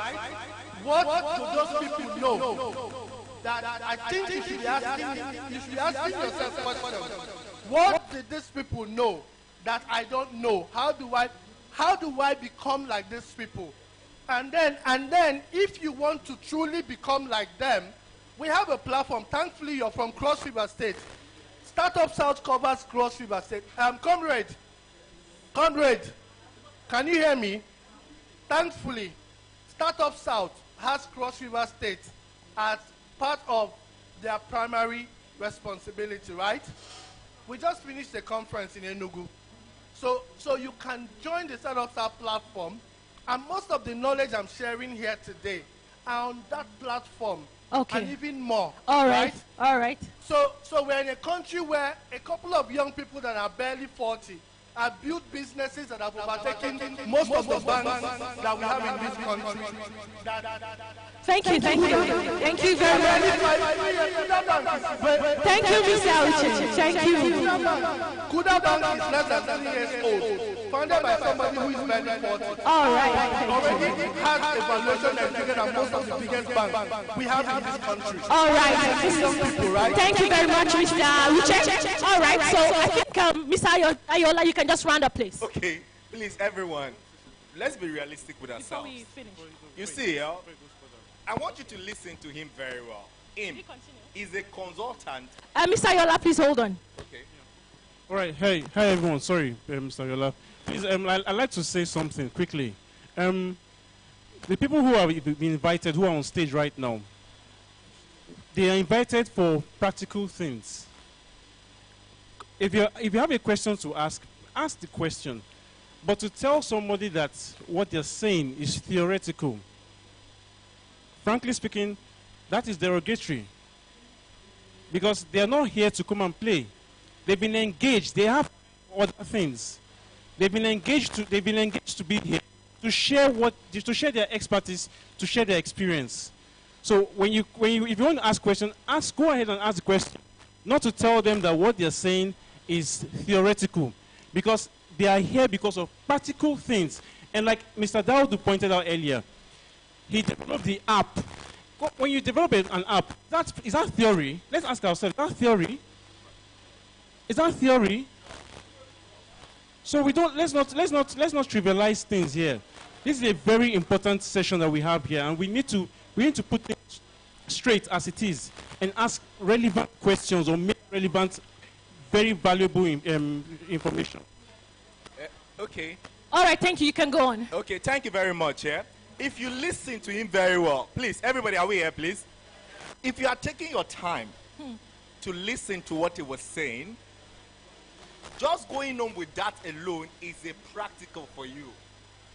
He just gave you an idea that you have to pay millions for on how to start up a business. See, there is nowhere you will go on earth. If you are not good, you are not good. They are big guys. They are 2. Eh? The partition guys, they are 3. The youngest is 24. The oldest is 29. They put down 2 billion naira for Big Brother. Patricia put down 1.2 billion naira for Big Brother. All of them are watching Big Brother. But guys who are younger than you played for it. Fidelity Bank, Stanbic IBTC, all the banks were struggling to pay 100.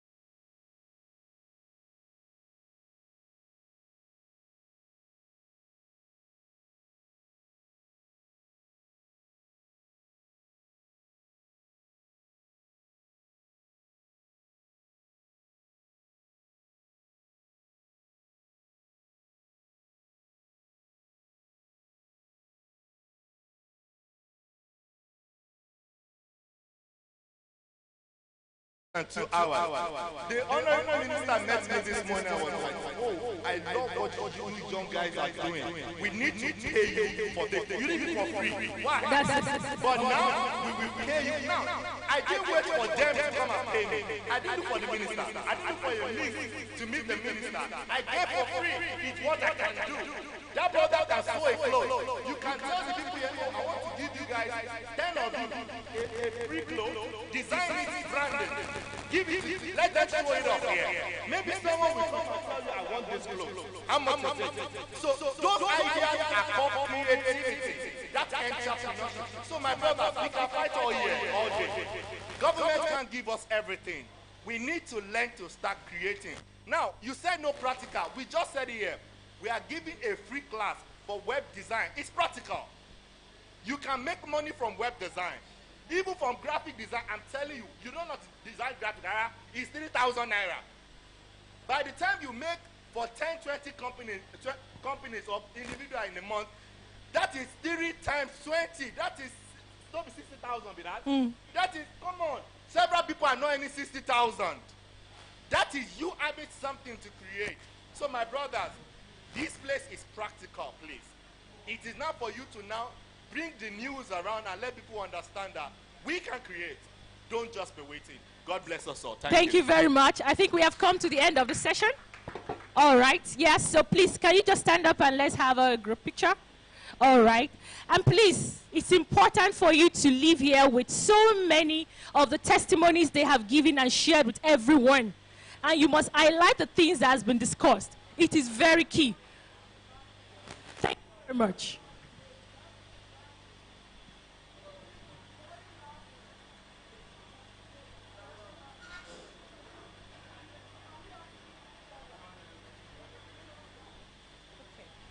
Thank you very much, and enjoy the rest of other sessions.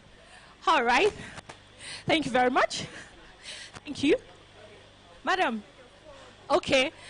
All right, for those of you, because I work with Huawei, and I'm a career person, and I understand a lot of you need some jobs. I post a lot of job vacancies. So if you are interested, you can actually go on my Instagram. I'm going to post it. I can't give you my number to everybody. That's going to be a bit difficult for me.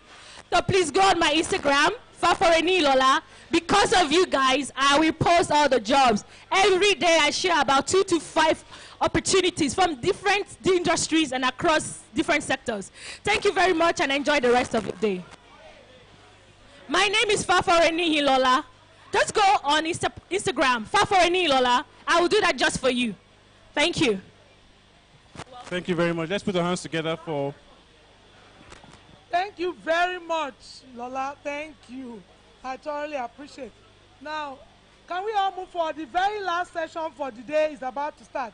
The Honorable Minister has decided to attend this session fully, and this session is on actually what the future holds. We've got some very key speakers here, and I will ask Tonte to take us through, and the moderator and the panelists will join. Let me go and get the minister to join you from the beginning.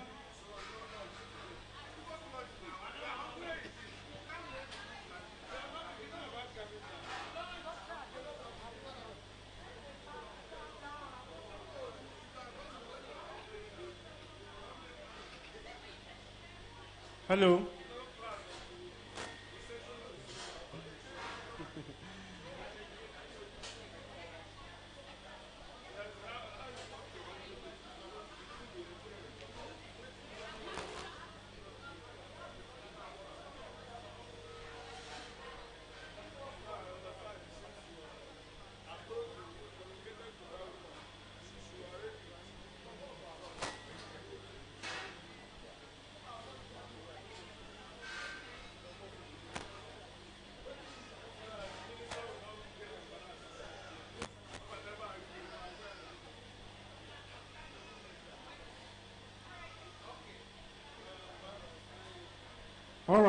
All right, everyone.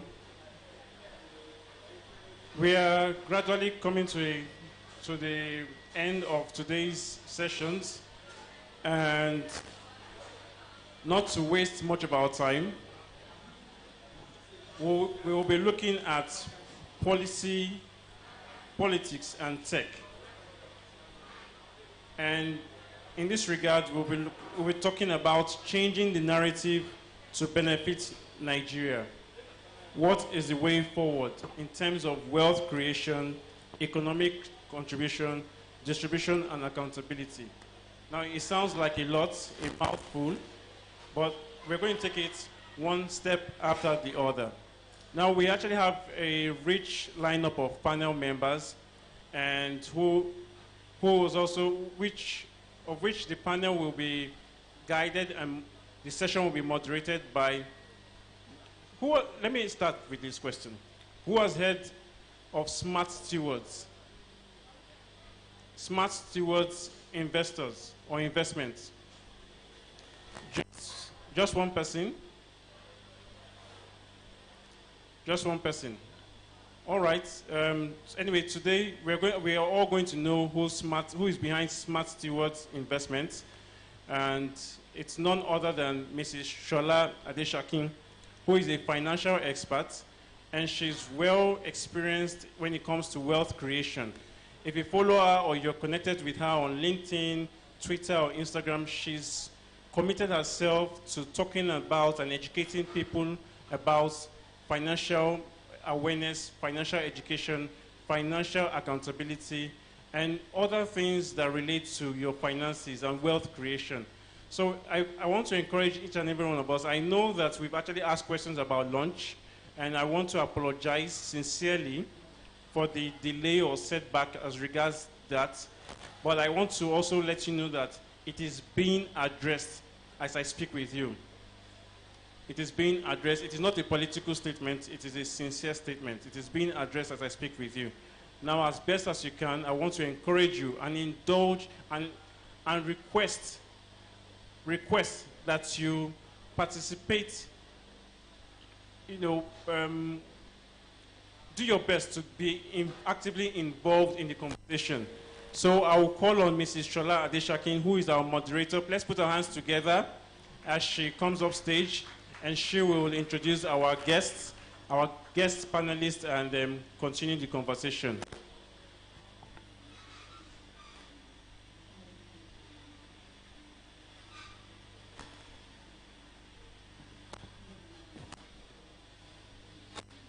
All right. Good afternoon, everyone. Do we have people in this hall? Are we here? Please, if you are here, let me just see your hand. I want to be sure that food is not going to stand in the way of this conversation.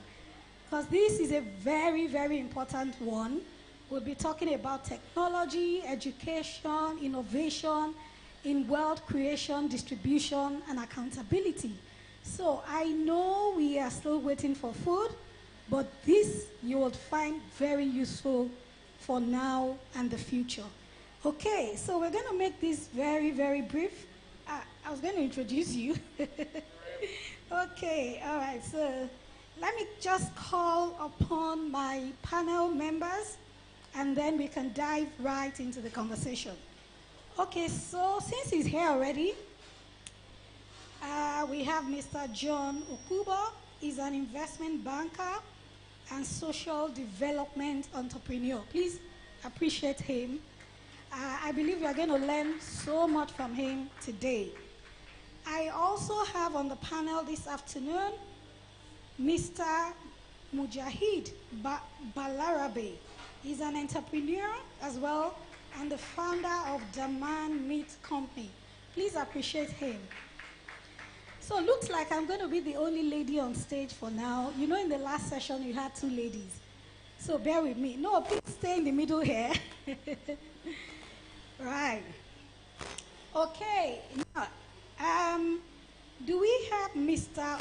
Ajide Abiola, the Chief Executive Officer of Kia in the hall? Do we have him here? Okay. How about Mr. Onyeka Akuma, the CEO of TREPS? Do we have him? Awesome. So good to see you. So good to have you. Please appreciate him. Welcome. So I think you can sit here right beside me. Good to have you. How's it going? All right. We have the EFCC chairman. I know I saw him a couple of minutes ago, Mr. Abdul Rashid Bawa. I'm not sure if he's still around. If he is, I believe he's going to be joining us. So, ladies and gentlemen, we're going to have conversations around politics, technology, innovation, wealth creation, wealth distribution, and accountability. And honestly, this is a very rich lineup. I would encourage you to focus, take notes, right? These are accomplished men in their own rights. They are leveraging technology. They're doing amazing things all around Nigeria. You will learn a lot from them. So, my name is Shola Adeshaki. I'm the founder and CEO of Smart Stewards and the Smart Investment Club. And my passion is to help Africans at home and in the diaspora understand the concept of financial literacy and expose them to investment opportunities locally and globally. Before we go into the session, I'm just going to allow our panelists to introduce themselves, what they do, and what we should look forward to from this conversation. I'll start with Onyeka. All right. Good evening, everyone. My name is Onyeka Akuma. I'm the founder of Farm Crowdy. I'm also the co-founder of TRIPS, which is with Plenty Waka. My background is in technology. I started out with technology from school. I've worked with a couple of corporates, Jumia, Konga, Wakanao, Deloitte, British Council. I have a passion for building businesses in real estate, in transportation and agriculture.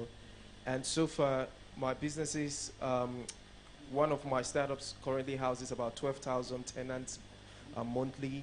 Farm Crowdy currently has over 500,000 farmers. And TRIPS has moved over 500,000 people in 2 years. So I was speaking from an entrepreneur's perspective. I was speaking from a youth's perspective. I'm not yet 40, so I think I classify as a youth. And I'll be speaking just from my heart. And I'm excited to be here talking to everyone here. Thank you. Thank you so much. How many of you have heard of Farm Crowdy? You all should. All right, thank you. So let's have you. Please talk about yourself. Good afternoon, ladies and gentlemen. My name is Jahid Balarabe. I'm a co-founder and a business manager of the Meat Company. We're a meat processing and packaging company based out of Kaduna. Similar to my co-panelist here, I would be focusing mostly on wealth creation not the distribution and accountability. I think we have the EFCC chairman to do a lot of bit on accountability. Yeah, so I'll be focusing on that. Also be speaking from the heart, really, because we want to drive development as passionately as possible. Thank you very much. Thank you. Please pass it on to John. Thank you. Can you hear me? Okay. I'm John Opelbor. I've worked in the, I guess, financial sector for many years now. I guess I no longer qualify as a youth. I'm definitely over 40. I'm going to speak today about the intersection of finance and technology and how that actually comes to bear on development. I think it's actually quite an interesting panel. I think we might have the opportunity to go a bit broad. I know there's a specific topic, but I think that there are really interesting intersections amongst what these folks are doing, and I think what you young people are trying to do as well. And I want to make sure that we discuss those. Thank you. Thank you so much. So this youth, I'm not a youth, I'm a youth thing. It's a thing of the mind, oh. Because I am over 40, and I am definitely a youth. There's nothing you can say about it. So we are all still youths in our own rights. So I'm going to start from here. Right. We were on the same panel a couple of weeks ago, Rise and Lead. Okay, so my first question will be, what is the concept of wealth creation to the average Nigerian? And what role do you think policy, politics, and tech play in forming the narrative? Now, I know you have done so much, right, in terms of creating wealth for an average Nigerian.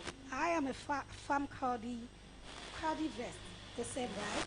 I am a subscriber. I've done a couple of investments through you. I run an investment club, and we do stuff with you. So, from that perspective, what do you think an average Nigerian youth understands the concept of wealth creation yet? And I'll explain. In recent times, in recent weeks, we have seen a lot in the news. Oh, this company absconded with this amount of people's money, investors' money. And then, as an investor myself and an advisor, I see a lot of people come up to us to say, you know what, I want an investment that I can do and I will return 100% in 1 month. So, from that perspective, do you think an average Nigerian understands the concept of wealth creation, right? And what do you think the place of policy, politics, and tech play in forming or helping shape the right narrative to the Nigerian youth? Thank you. Okay, that's a good question, and it's loaded. I'll start first with the concept of wealth creation. Every individual that I've seen in life, all the people we celebrate, all the people we consistently idolize, and we say we call them mentors from far. We see them in the papers, and we're excited about. Every time you talk to them, they always come from this angle that whatever it is they're building, or whatever it is they stand for, it starts first from the impact they will have on people's lives, not the wealth. Most of the times, what I've seen with many individuals that get into the space of investing or get into the space of trying to build wealth or own wealth or grow wealth, they are getting into it initially from a wrong perspective. They want to get into that space from the place where they can make money from day one. Speaking about wealth creation also, I've seen stories, I've heard those stories.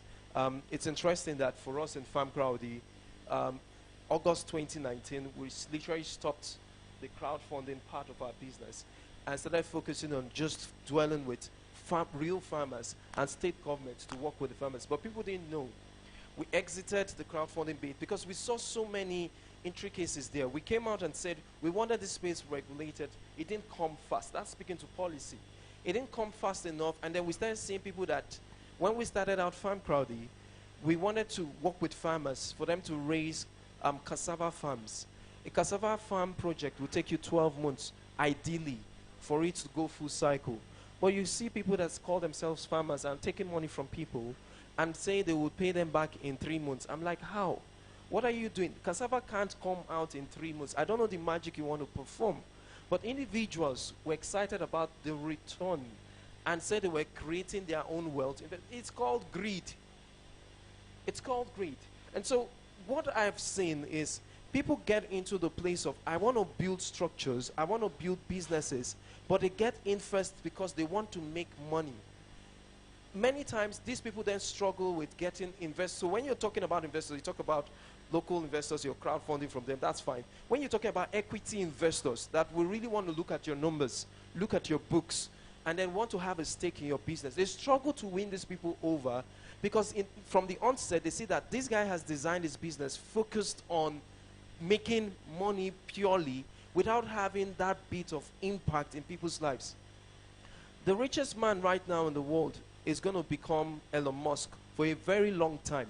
Elon Musk sought out to building PayPal so that he can connect people with payment engines. He eventually sold that company, took money from that company, and created 3 businesses out of it. He wanted to explore space.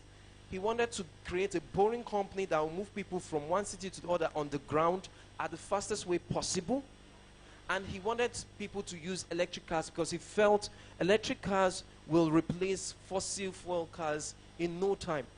All he had was an impact. And look at it. See what is happening with those electric cars. They are becoming cheaper than fuel cars. The cars that are powered by fuel. His goal has been, I want to sell these cars for $25,000. How much is $25,000? Even with our current exchange rate, you're talking 12 million naira to get a Tesla. He's doing that today, and he's selling millions. Today, he's already hitting that mark as one of the wealthiest people on earth. And he's still telling you that it's not about his money. It's about the impact. It's about making the environment safer where you have less fuel. That is the ideal way of creating wealth. And that is, for me, speaking to anyone listening to me today. All my position I take in any of the businesses I'm involved in, I talk about rent small, small. I started rent small, small from a place where I wanted to pay my rent to my landlady. And I said, why do I have to pay my rent, 2 years rent, and I'm paying the agency fee of almost 30%? Why is this agent taking that money from me? It makes no sense. Meanwhile, you go outside the country, and people are paying rent on a monthly basis. I immediately asked my landlady, if I pay you this rent on a monthly basis, will you accept it? She said, yes. But you have to guarantee that I'll get my money monthly. So that it's not that you lose your job and then I don't get my rent. So I had to structure a conversation with AXA Mansard, and together we put a deal together to ensure that the rent will come in. That started in 2018. People said landlords will not accept rent monthly. Today, Rent Small Small is now a profitable company doing over R1 billion in sales in 1 year with no investor. And it's already in a place where 12,000 people are paying rent monthly in Lagos. Now that is impact. The business is making money. But people will come and focus on the wealth part. It is the wrong mindset. You start from, what do I want to do from an impact perspective to make people's lives better? The commonest man, to make his life better. That was the passion I started Farm Crowdy with. I wanted that farmer to move from earning $12 a year to getting to $100 to $1,000 a year, and they're comfortable. Eventually, we got to a place where 500,000 farmers were on our pool. Now, if I have 500,000 farmers on my pool, if I go to the Ministry of Ministry of Agriculture, and I said, okay, give me fertilizer for 200,000 of those farmers, they will listen to me, as against me saying that I have only 20 farmers in my pool. That is the impact and the influence one is able to get from focusing on wealth creation with the right mindset. Now bring it home to policy, technology, and government. What that needs to do is you use technology as a platform to amplify your efforts. What I did with agriculture, what I did with Rent Small Small, what I did with transportation today, where people are using buses to move from bus stop to bus stop with an Uber-like app, it's something that is powered from a place where technology in itself is helping us create the solution, but it's not really the bone of what we are doing as a business. What we're doing is help people pay rent monthly. What we're doing is getting farmers better ways to finance their farming activities. What we're doing at the background is also getting people to move from point A to B. So we see technology as a platform, and policy comes to place to protect those that are actually doing that. And that's where we continue to engage with state governments, with stakeholders, to make sure we have an enabling environment for that. So it's quite key for you to know who is genuine and who is actually really doing what they're supposed to be doing. This is a master class, and I am hoping that they get to record this and make it available to people who are here, who are not here, and just generally. So what I hear you say is, income is good, but you will make as much income when you focus on impact. So from the point of view of whoever might be listening to this, who might be watching later, if you want to build genuine wealth, focus on impact. Money will come. And if you are also investing, you should look out for what, the people you are investing with, what their goals, what their values are. Is it driven by impact? Because you see, for the story that broke out in the news a couple of weeks ago where, this supposed couple took off with 21 billion naira, my question would be to those who put their money in it, did you ask, what is the business all about? You just heard that, we'll give you 10% per month, 120% per annum. What are you using the money for? You have told us how much of impact you're having in the technology space, transportation space, accommodation or rent space. So guys, wealth creation should be driven by or should come from a place of impact. And I'll add influence. Thank you. So good. So good. John, I'm coming over to you, and then I come to the middle. I am enjoying this, and I am really, really going to canvas that they put it on just upload it online and make it available to so many people. So John, how do you think technology can help in wealth creation, distribution, and accountability?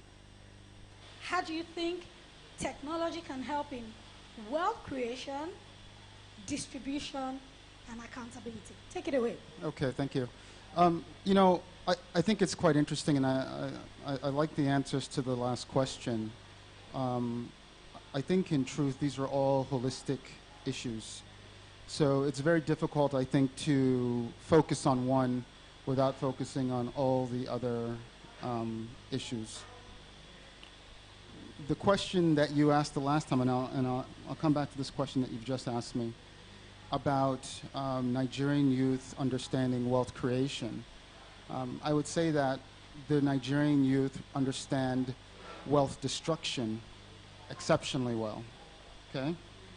And I would say probably most people in this room understand wealth destruction exceptionally well also, okay? And so when we're thinking about these solutions, I think we need to keep those sorts of things in the back of our mind. I think we can have these sorts of conversations, and certainly my goal is to leave people feeling a measure of hope about things in general. But I don't think we do ourselves any favors when we speak to young people in a way that only paints a rosy picture and doesn't paint a realistic picture of the situation. Because the truth is, I think they're all quite smart, and they know exactly what their lived experience is. And I think when there's a disconnect between what they're hearing and what they're experiencing in their lives, I think that's problematic. So that's my overarching comment, and that's really the viewpoint upon which, I think about these sorts of issues. So the technology piece is, for me, quite clear, right? What we have is a very large country. We're roughly 200 million people or so, and the median age in the country, as we all know, is under 18. So that's 100 million people that are under the age of 18. We have what is called almost 100 million people, roughly 45% of people living in extreme poverty, okay? this is the reality of our situation. And I just saw a statistic quite recently that said that fewer than 3% of bank accounts have 500,000 naira or more within them. So 97% of people have less than 500,000 naira in their bank accounts. Okay? So I think we actually need to level set and then say, okay, fine. If that's the reality, how do we fix that reality? And how do we do that in a way that's quick enough, that's going to be able to impact people's lives positively? I guess the other statistic I'll say, because we do have young people in this room, is that in the next 30 years, Nigeria will become the third largest country in the world, and our population is going to double. Okay? So from 200 million to 400 million people in the space of 30 years, and there's a $3 trillion infrastructure deficit. So roughly we need to invest roughly $100 to $150 billion a year just in infrastructure to be able to meet all of those people in 30 years' time by 2050, okay? So that's the backdrop to all of this. I think we all just need to be very clear about that.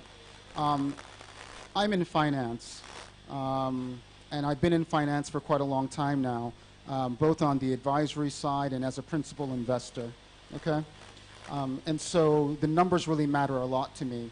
And, you know, over time, you start to realize when you're seeing things that don't make sense. So you were making comments about people getting scammed and losing a ton of money. I think you have to ask yourself, why do people feel like they need to have 120% returns? I think that's the critical question. Why is it that they feel that that is something that they need? Because in other markets, people don't feel that distinct need to do that. Okay? So fine, again, just level setting. So technology is core. And the reason technology is so important in this is because it allows you to scale very, very quickly. Again, we have hundreds of millions of people, and we have 100 million citizens of this country under the age of 18. So the only way you can disseminate education to them in an efficient way is ultimately going to be through technology. The only way that you can disseminate many services to them in an efficient manner is going to be through technology.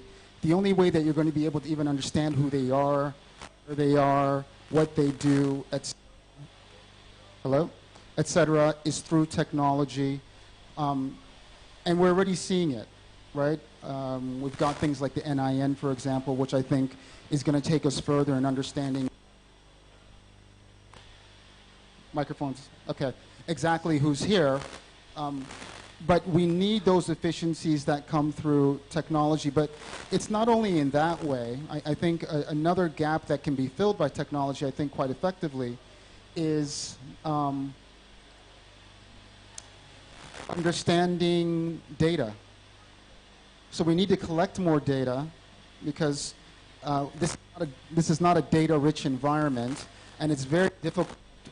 It's very difficult to do your planning if you don't have data, you can't analyze data, etc. So all those things are core. I think the last point I'll make, and again, this is not meant to be doom and gloom. It's just simply to say, let's all understand what the world looks like. It doesn't look like exactly what we face here. We are members of a global community. The world is globalized. Hello? We've seen that quite recently with COVID. Hello? Sorry, it keeps going out.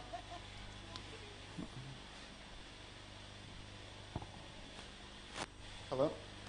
We've seen that quite recently with COVID. And so we do need to also think about, again, I'm just mixing all these concepts together. When we think about this population and this population of young people and their future, we also need to look at it from the context of what's going on elsewhere. And the reality of what's going on elsewhere, especially in rich countries, is artificial intelligence and robotics. That's very real. And so the prescriptions that we might have used in the past to go from being a quote-unquote poor country or lower income country to a middle income country or a rich country, that path is not likely going to be the one that we are going to travel. That path that the Asian tigers traveled over the last 60 years or so is not likely going to be a path open to us, because the notion of manufacturing and then selling to richer countries looks very different when they've got robots operating 24 hours a day. They don't necessarily need Nigeria's exports for whatever it is that they're doing. And of course, you know, we've already had the conversation about resources and moving from oil to electric vehicles. So technology is obviously going to be key. I think it's going to be incumbent for many of us older folks, but I think very much these younger people to come up with real solutions for the world that they're in. I think innovation, I think we'll talk about that later, is going to be key. But we need to really be focused on getting to our work. And our work is understanding what the world actually looks like, having a real sense of what the world might look like, and fighting tomorrow's war, not yesterday's war. So good. Thank you. I like the fact that you touched on technology, the role artificial intelligence is playing already. I like to talk about the future of money as well. So if in this day and age, we are still struggling to adopt and embrace some of these things, we'll just realize that, you know, things are happening all around the world, and we are still having to deal with little things like, I want to save. How do I save? You know, we're talking, I mean, Oyema was talking about electric vehicles. In Nigeria, I'm not sure we'll be ready for electric vehicles in the next 10 years. Who knows what will be happening around the world in the next 10 years? So since this is a youth program, I am encouraging everyone to, you know, literally take all of these things we are talking about and do more research by yourself. What role will technology play in wealth creation and distribution? I want to believe we have His Excellency, is that the Minister of Youth, sir? Nice to have you, sir. Please welcome him. We're very fortunate to have him here. His Excellency, Minister Sunday Akindare. Am I right, sir? Thank you. Thank you for attending our session. Okay, so the momentum is gradually, you know, going up. With Onyema, we talked about what world creation is and the role impact has to play. And John already told us about the place of technology, right? What we need to know, what we need to embrace. So I'm coming to you. I know we already discussed before this session, but let's bring our conversation, you know, up again. You called yourself a butcher, right? You run a meat business. I love it. And you explained to me how you went into that business, you know, your background of technology and data and all of those things.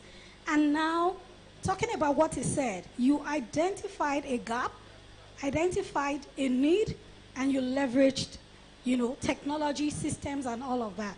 Now, the whole essence of this conversation is talking about wealth creation, distribution, economic contribution. The public sector has a role to play in terms of politics, in terms of policy.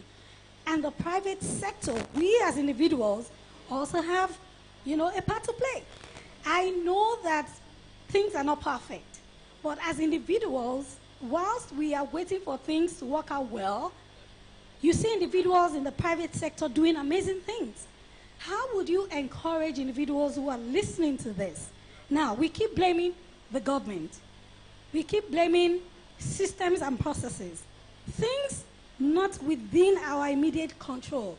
Now, do we have to wait for these things to be in place before we excel or before we meet people's needs? What have you done?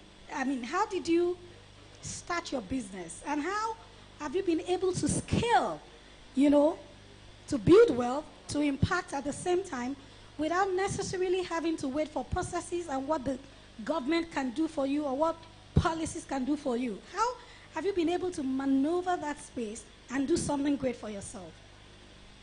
Thank you very much. Thank you very much.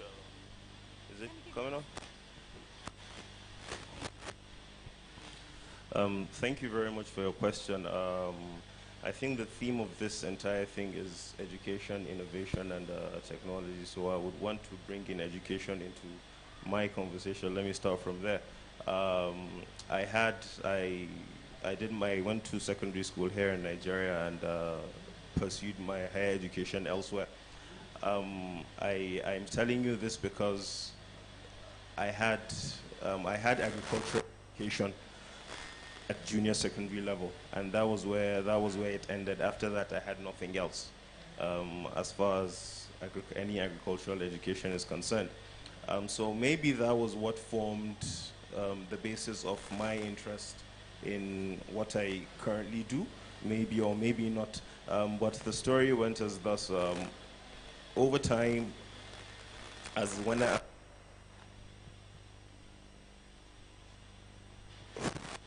so after school, I came back immediately, and while everybody would be preparing to go for service or get,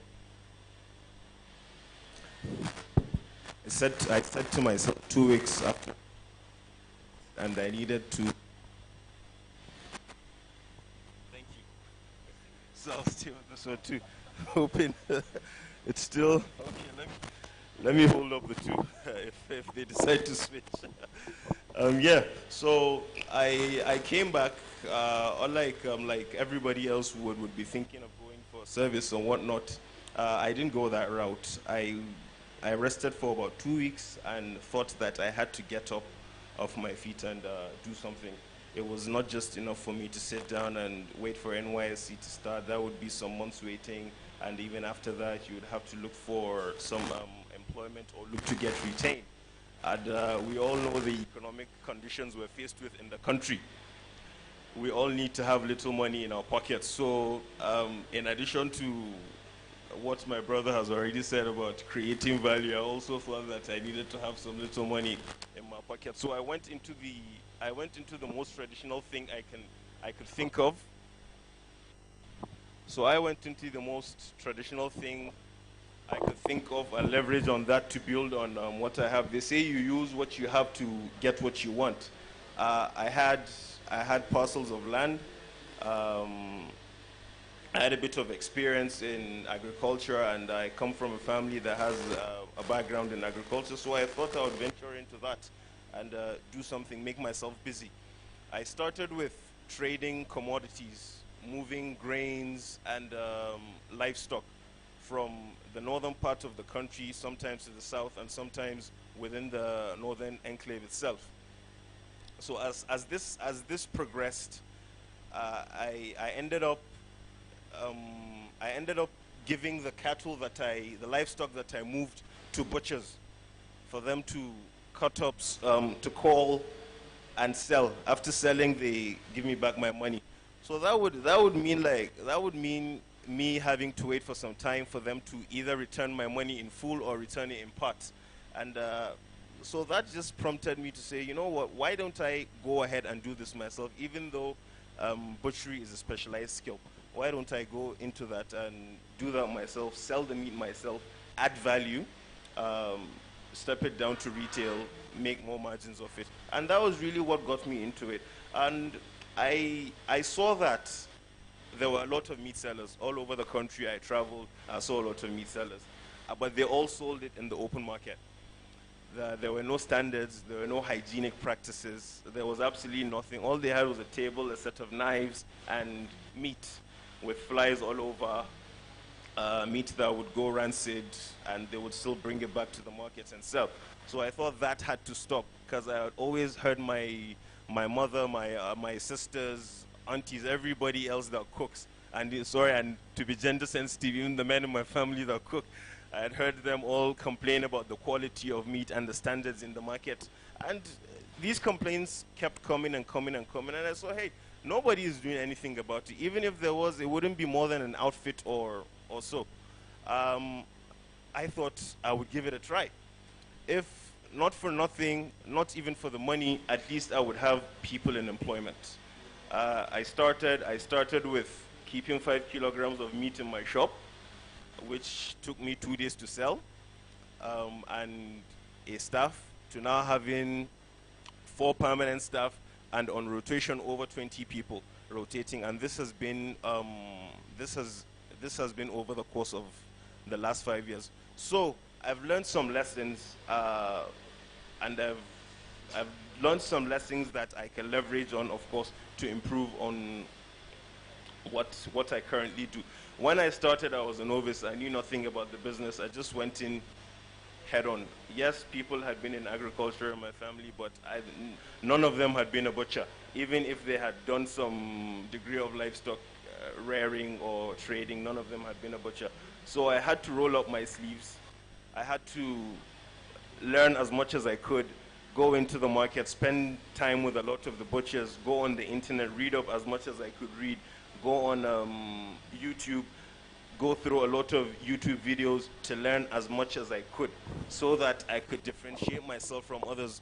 One thing I was sure of was that your run-of-the-mill butchers did not do all of these things.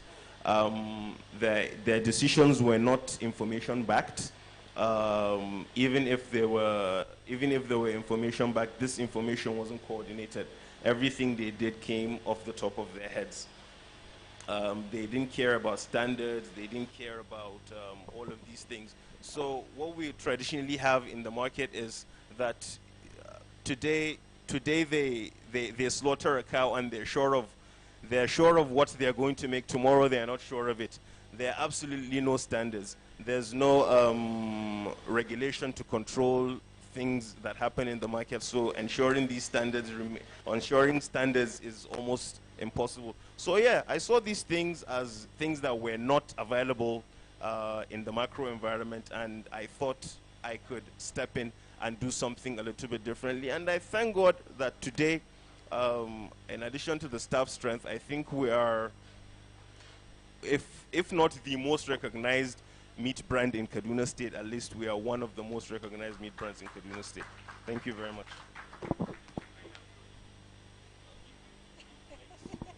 Thank you. Brilliant, brilliant, brilliant.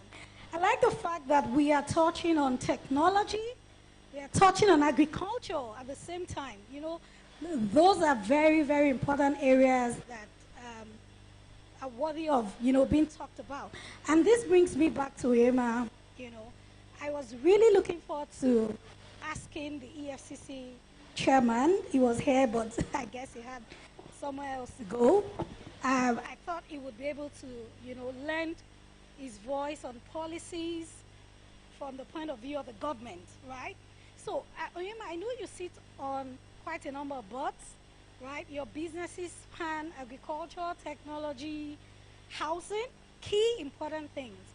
From the point of view of an entrepreneur who works and operates within the Nigerian climate, what policies do you think the government needs to put in place? I am so happy that we have the Minister of Youth in our midst. I believe that maybe he would also lend his voice.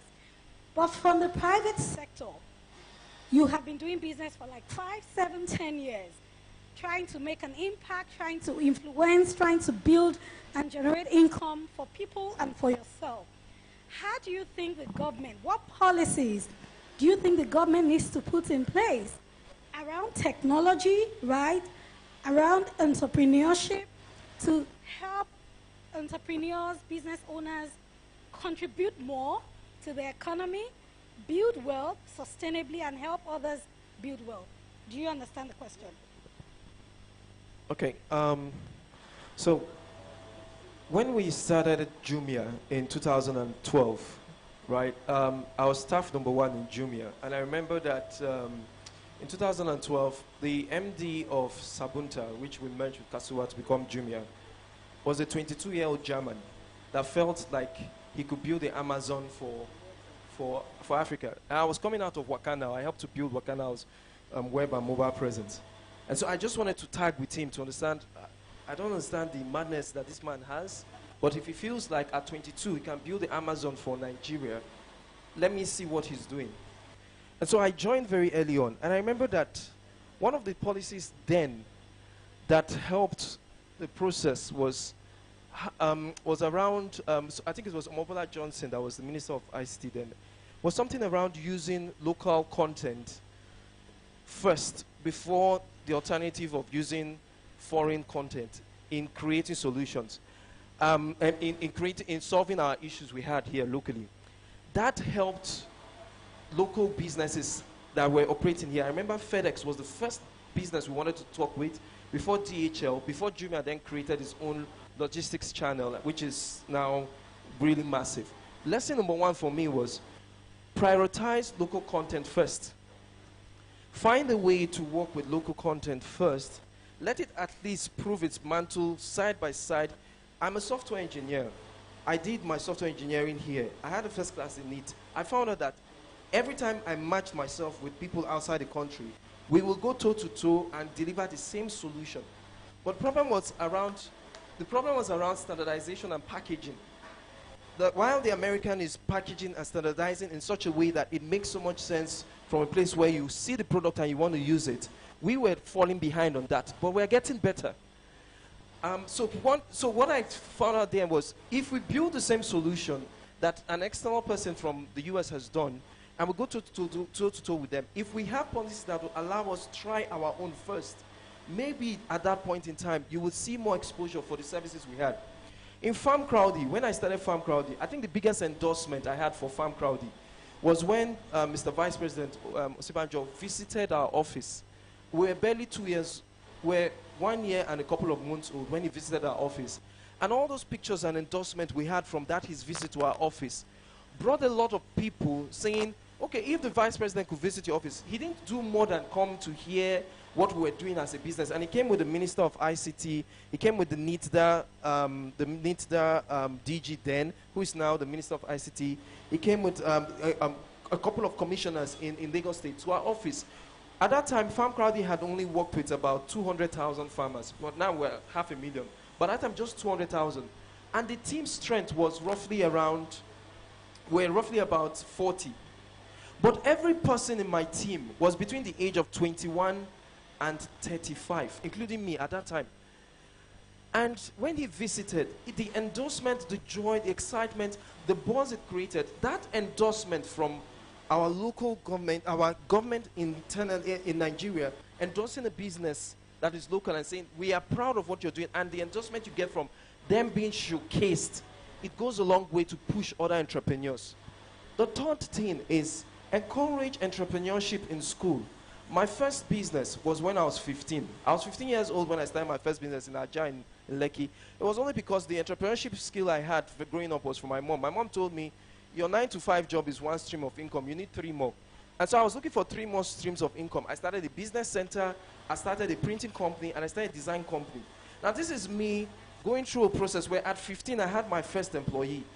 It was because I had the education very early on. What was my education? Richest Man in Babylon. My mom forced me to read that book. I had that education, and it helped me to understand that in creating wealth, it starts with my skill first, and then I use my skill to create value for you, then you pay me for the value I've created. At 15, that was my notion. It's the reason why today in the businesses I've built, whether it's Trips, that was formerly Plenty Waka, or Rent Small Small, that has 12,000 people paying rent, all those issues came from my own problems. But the education I had to come up with those ideas started first with the education I had at 15. I was in the other place, in the velodrome, where somebody was saying, you need to start, oh, he's here, the CEO of Halogen. The education starts with school. He talked about his daughter that had all straight A's and could not get to move to the next step because she hadn't done some civil service. That civil service can also be entrepreneurship.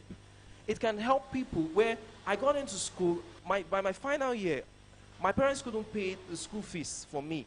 I was about to get the first class, but they couldn't pay the school fees. What did I do? I had the skill of web design. I knew how to design websites. I design websites for so many reasons. If I meet a fine girl and I don't want to talk to her one-on-one, I'll design a website, say everything I want to say, send her the URL, and I always get all the fine girls in school. I design websites for all sorts of reasons.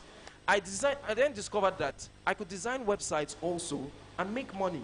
I ended up paying my final year school fees with a website I designed for 2 different parastatals. It made me about 550,000 naira for my final year school, and that's how I was able to pay for that. Coming out of school, I've done over 400 websites. I've worked with so many organizations. Now, I see a lot of coppers here. It started from me in school. It didn't start for me when I came out, I was looking for a job. 1 week later, like him, he said 2 weeks. Mine was 1 week. My result hadn't come out. I didn't know I had a first class. I didn't know I had a first class for about a year because I didn't bother. My first class was for my dad. He wanted me to read.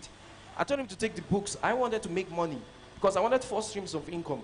I started creating websites for people, and that helped me to push on. I then landed in British Council in Deloitte where I was handling their web presence. Then that got me the job in Wakana. It was my portfolio, not my pali, not my certificate. So coming to policy that you mentioned, push for entrepreneurship education at the teenage years for individuals. And when they get out of school, they will have a mindset of creating value with the skill they have, irrespective of what that skill is. Last thing I would say is this. Every time we have a winning case, and you find that this is a young person, amplify the story. It shouldn't be only bad stories we hear about young people in the country.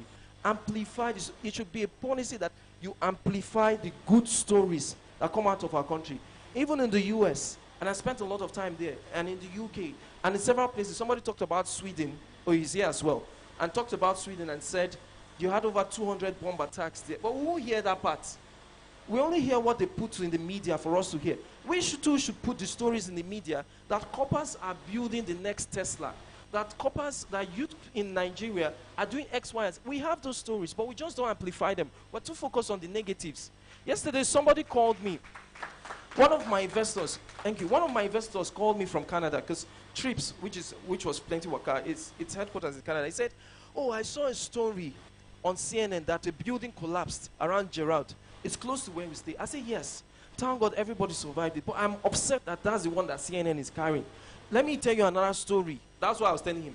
We just acquired a startup in Uganda to expand to Uganda. He said, oh, that's fantastic. It's not on CNN. I said, yes, you won't hear it on CNN. It's the one of the building collapsing.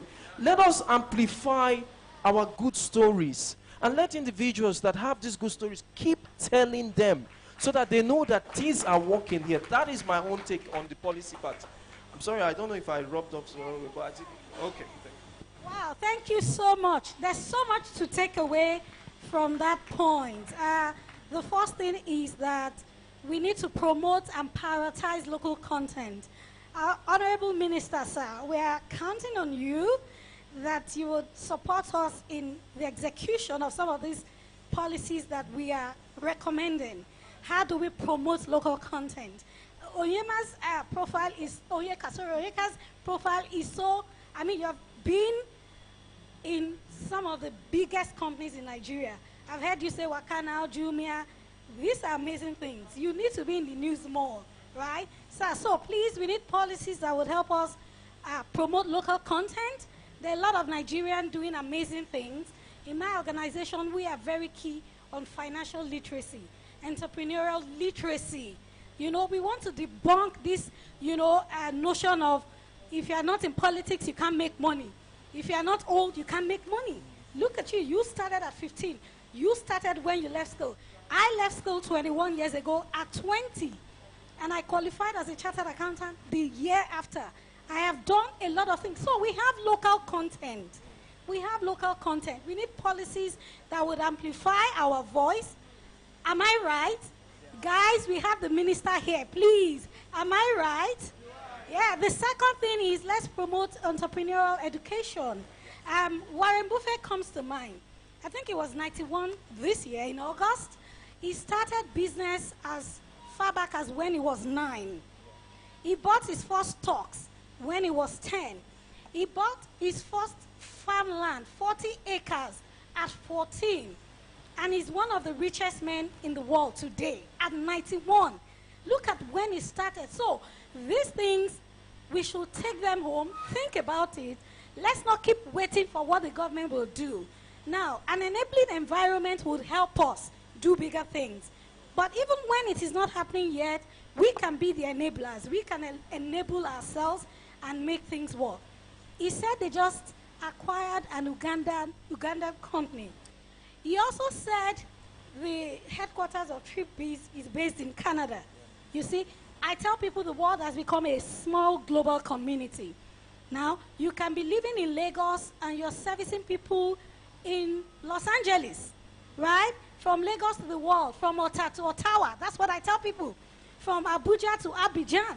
So we can do amazing things when we leverage on what is available to us, and as we hope that the government also would provide a more enabling environment and policies that will help us. So good, so good. Thank you. So I'm coming to you, John. Talking about this technology thing, last year, was it last year or this year that Twitter was banned? It was this year. So there's this general notion about technology. I know, you know, we all know the impact of technology and how technology can help us scale at different levels. But aside that, we know how much of a distraction technology can be to an average Nigerian. Whilst some people are busy building 400 websites, some other people are on social media. They're on the internet doing so many things that would not amount to income for them. What would be your take? What would you say to these amazing young men and women listening, and to those who will be watching this conversation later on? How can you leverage technology as an individual, you know, to better contribute to the economy, to create wealth for yourself, to create a long-lasting legacy? You know, I hope the question is clear. Thank you. Okay, thanks for that question.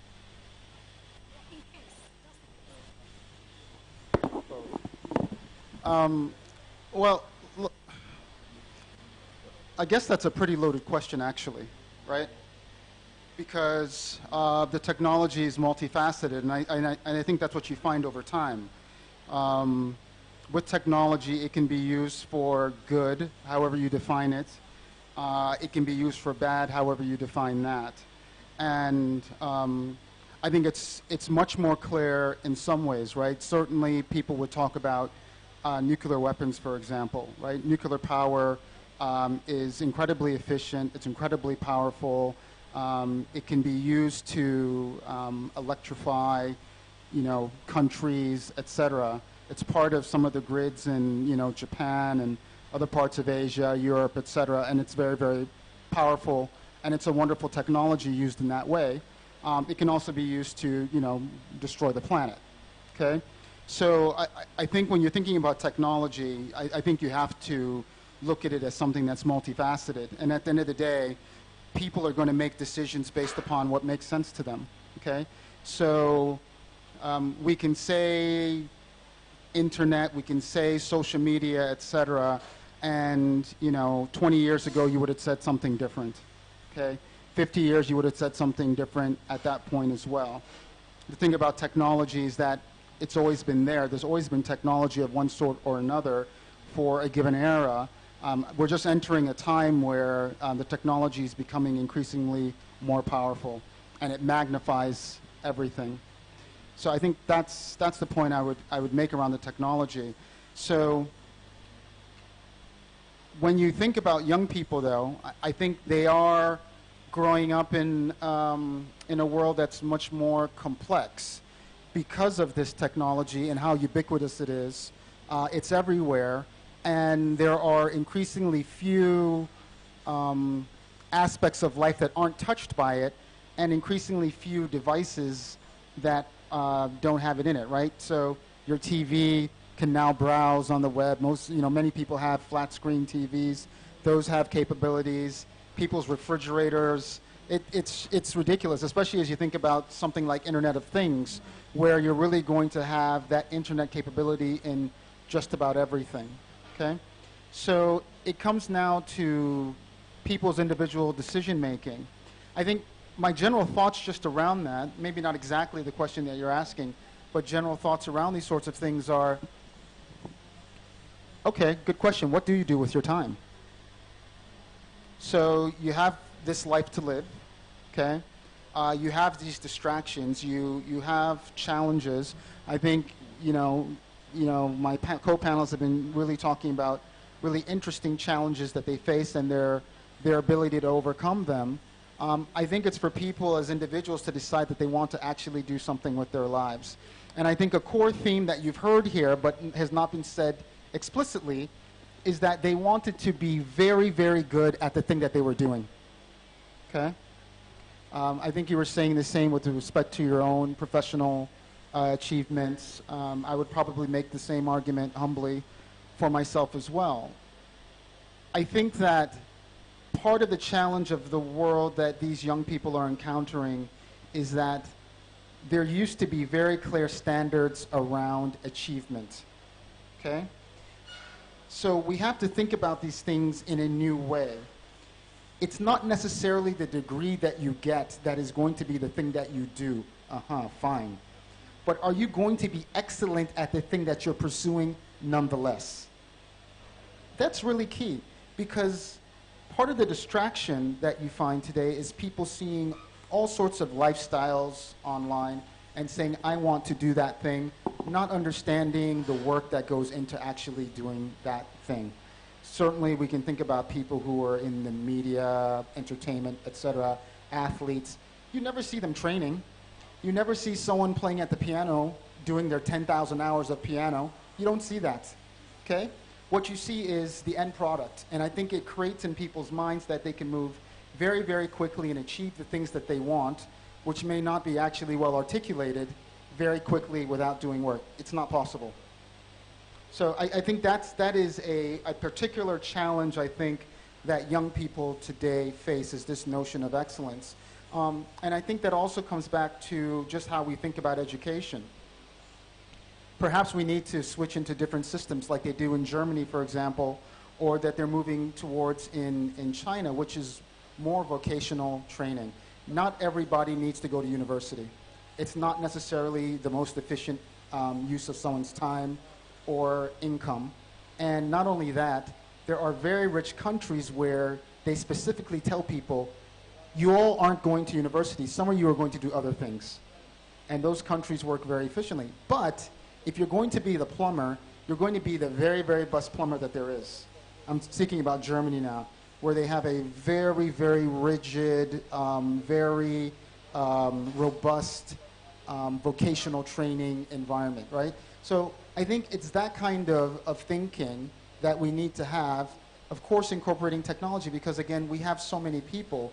We have to do that efficiently, and perhaps you don't need brick and mortar in the way that you did.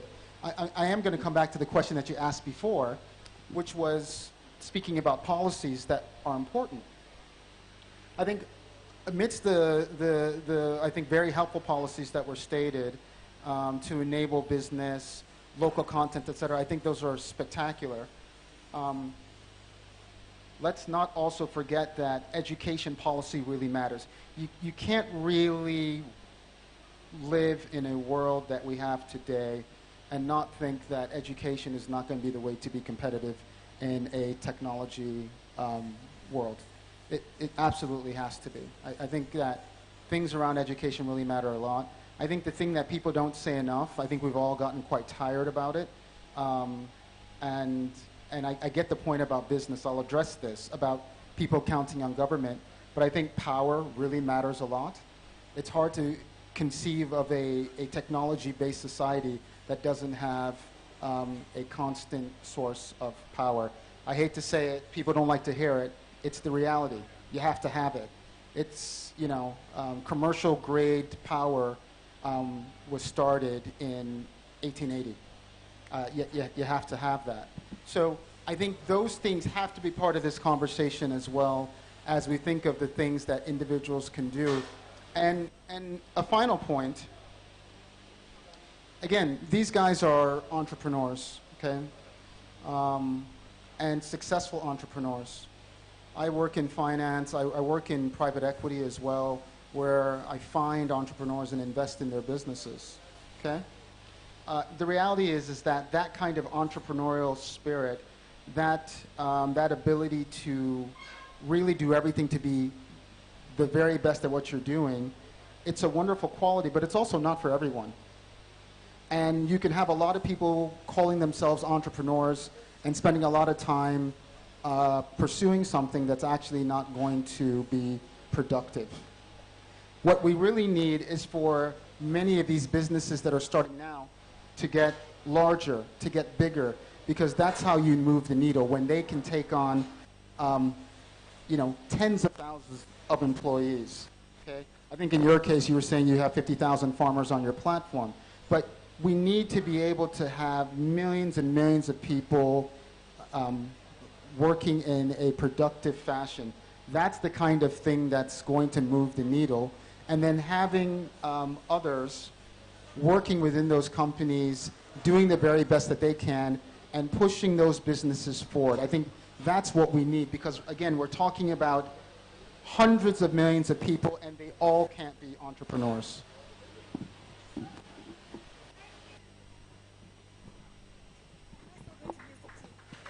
Thank you so much. That was so brilliant.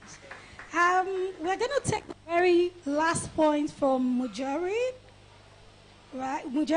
right? And I would like to crave the indulgence of the Honorable Minister to just respond when it's done to all we have said and, the point that would help us move this forward. So my final question to you, what is the place of innovation in wealth creation and economic contribution? The place of innovation. What do you think the place of innovation is in wealth creation, right, and economic contribution? Thank you.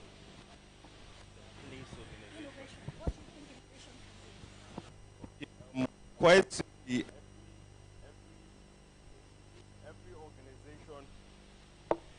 every organization, be it a public organization, a private organization, a business one, or otherwise, has had to innovate at some point to achieve a leap.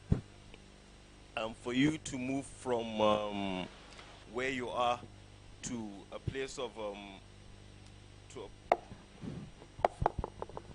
for you to move from where you are to a higher level, you need to innovate. You cannot do it any other way, because the simple scenario is this: whatever you're doing, somebody else is doing it. And if all of you are doing the same thing, you're all struggling for the same share of the pot. As they would say, you're all battling in a red ocean. But for you to be in a blue ocean, you really have to innovate and do things differently. Without that, you will remain where you are. Really, there really isn't any growth without innovation. So yes, the place of innovation has a very, very strong place to occupy with regards to creation, wealth creation, distribution rights, and even accountability. One, with regards to the creation, you come up with an idea that nobody else has, then you have an edge, you have pioneer status. That allows you to get ahead of the rest of the crowd as much as possible. With regards to distribution, of course, distribution of resources is a central problem to every economist, to every country, every nation out there. And if you're innovative in finding out how you can distribute these resources, of course, prosperity would be better placed, would better rear its head in your own community than anybody else. And so really, it's a no-brainer. We need to innovate to survive. You need to change to survive. For every business that is out there, if you don't change, you die. If you don't change, you stagnate. And stagnation equals death. So simply put, innovation has a very, very strong place in everything that we do if we need to progress and we need prosperity. Thank you.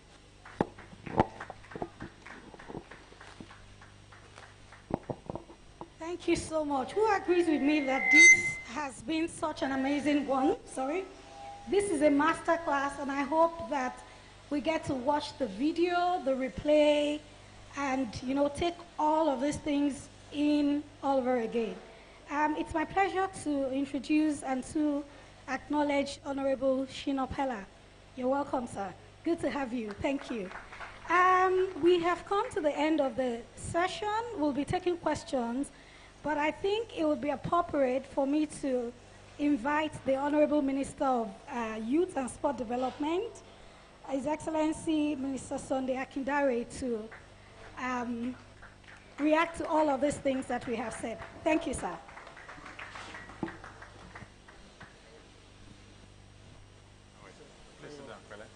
Now, thank you so much, the panelists. I hope I can stand. And good afternoon, everyone. I have listened. I was busy taking a few notes, and I had some really deep stories, very compelling narratives, and all of them really resonated with me. But the one that resonated most with me had to do with the connection to my professional career as a journalist for almost 30 years. I've worked here in Nigeria as a journalist. I've worked in America at the highest level, the Voice of America, for 10 years. I've had the benefit of broadcasts, television, and newspapers. I've seen the different kind of reportage, and I keep asking myself, we're under a new kind of media imperialism. What am I talking about? Why are the positive stories of the young people in this country not being shown with consistency on CNN? I see them showing the negative stories. And there are so many compelling positive stories like the one he has told. I know quite a number of them. But CNN will not come after those stories. And I'm through your personal experience, you're able to bring that out. And I think it's clear. They often say that in Hausa, Waka Apidadi Abakime Ita. The song is sweetest in the mouth of the originator or the owner of the song. Don't wait for CNN. Everybody is now a CNN. You have Instagram, you have Facebook, you have, should I mention the others? You are now your own CNN. Blow your trumpet. Share your stories amongst your colleagues. It will multiply and generate. Ministers in government will find that story and support you. There's the girl called Favor, who has been using tires to make all kinds of interesting things. When I saw a story, and that's the flip side, it was BBC that ran that positive story.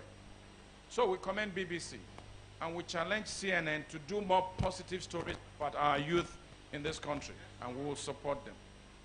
I got my PAs and SAs to find a number, and I called her and I spoke with her. I said, Favor, your story is compelling, but it's not enough for BBC to run your story.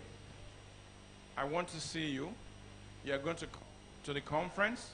You're going to have a kiosk, and I'll bring the president or the vice president to visit. My team, Ikechi and others, worked around it. Yesterday, Favor was there. The vice president and myself saw her work. We interviewed her. The vice president bought one of our works, and that story is trending. So you are your own CNN. I can give you a list of 5, 6 young people I've stumbled on their story. I've called them up. Some of the pencil paintings in my office and at home are done by young people. I've called, some of them will just call them up and just support them with money. Some will introduce them to customers. So tell your story. You know, this conference for me is not for me to tell you exactly what government is doing to a large extent. It's for me to listen and tell government this is what the youth of this country want. And that's why I've been going all over the thematic centers to take notes, to also provoke you to say, tell us, when it comes to agriculture, you have the Anchors Borrowers program, but we think that in order to make it more successful, we need to do X, Y, Z. Or beyond Anchors Borrowers program, we need something else that should be added to it. And this is our idea. That's one. 2, technology has become an enabler, undisputably, and I had that here. Unless you are adept at some form of technology, it is going to be very difficult for you to succeed as a youth, either in education, either as an entrepreneur, even in your homes. If you are not adept, I got a new television set a few months back, and after a week I realized I made a mistake. I should have just kept the old one, because once I press the wrong button, it takes me 30 minutes to reboot it and get back to the channel I was. It's extremely difficult. So I had a U-copper at home who just patiently, he said it just takes 3 minutes to walk you through. And it took him 2 minutes, just showed me, just do this, and it takes you back. Technology is important. And that's why in the last 2 years, we have trained 200,000 youth on digital skills. IBM will do it online to make it easy. You must find the information that is out there. You must apply yourself to this information and empower yourself. This is how it works. You see this opportunity, you apply, and for 3 weeks, you are doing an online course on a particular digital skill. Once you acquire that skill, you're already miles ahead of your friend who has not taken that course. Because even if you get on a plane and you fly out of this country, you will need those skills. Because the young people out there, they're getting equipped with skills, either in agriculture, either in robotics, even the small marketplace we talk about, that's what is called digital marketing.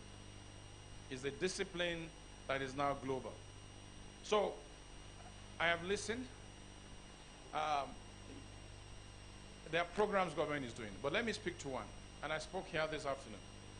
The Nigerian Youth Investment Fund is a 25 billion naira fund per year for 3 years. It's not 75 billion naira at once. It's 25 billion naira per year to help our youth entrepreneurs, self-starters, their enterprises. You have an idea, the government is ready to risk and put money behind it. When we started, we had 3.9 million applications before we shut down the first phase. Because it is a loan, it is not a grant or a survival fund. It takes a bit longer when you have to screen people. So far, 6,000 youth have benefited. 250,000 to 3 million naira. We have the data. It is on our website. You can find it. You can Google it. Their names, their enterprise, and their months they have received. We have other data about them. They're sensitive. We cannot put that out. But there's evidence. What does government want to do? We want to see that number increase to 20,000, 25,000, and 50,000. And we're working on it. That's one. Two, about 10,000 youth are already undergoing the final phase before they get approved. That is the one-day training. And let me tell you why that is important. When Asia was fought youth unemployment, they did a research. They found out that 81% of youth businesses failed. They wanted to find out what was responsible. The first major thing they found out was most of these youth businesses failed within 6 months or 4 months because they lacked the basic sense or knowledge of basic accounting. You know what basic accounting is?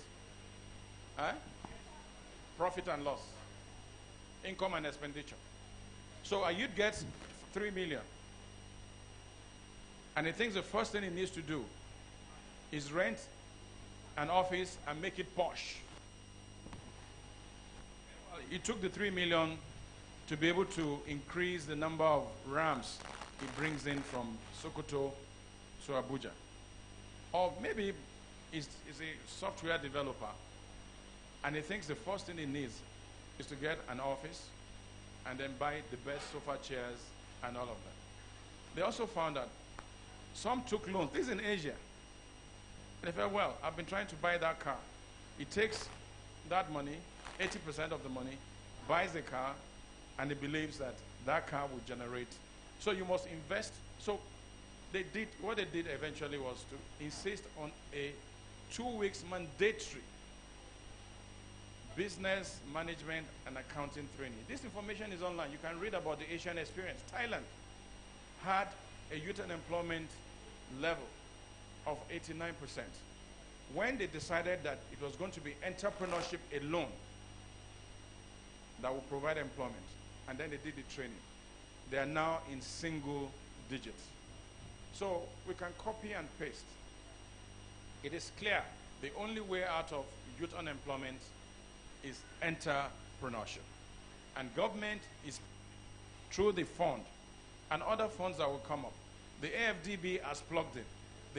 There's a paradigm shift from empowerment.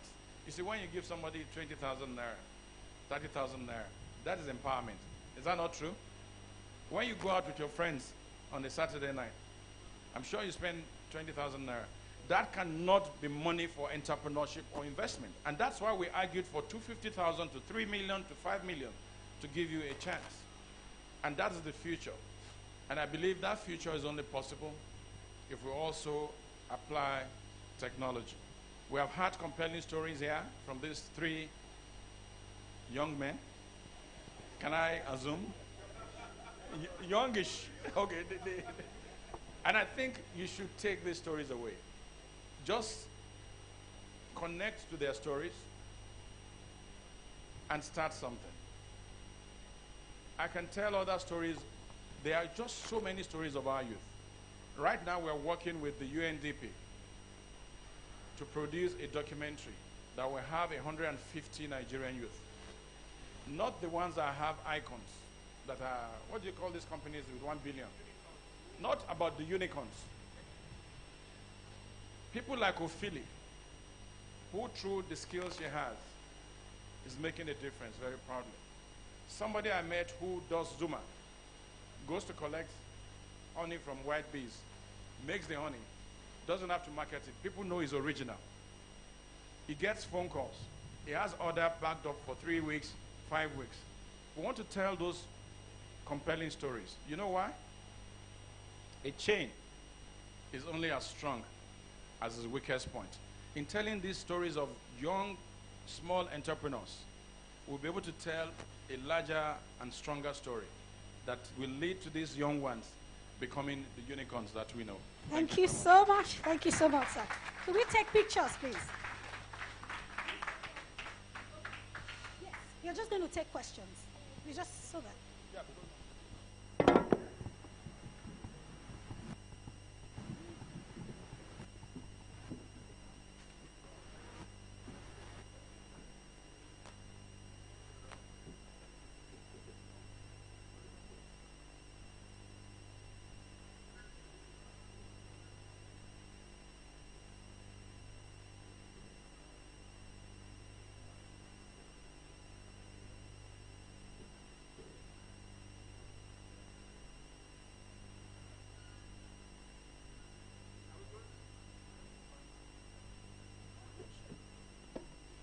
Can we have like 6 ladies, sorry, and 6 guys join us on stage?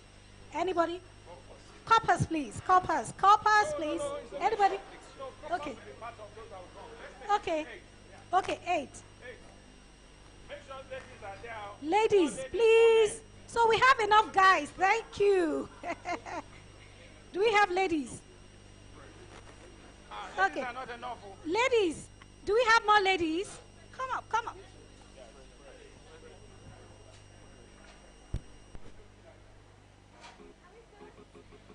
Okay, I think we're good now.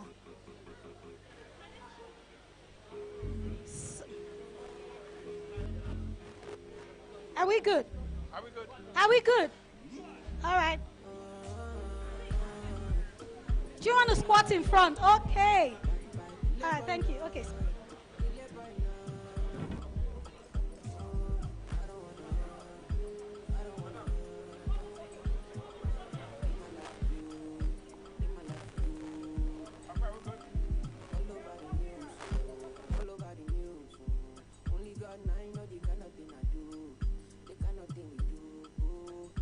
So much. Thank you.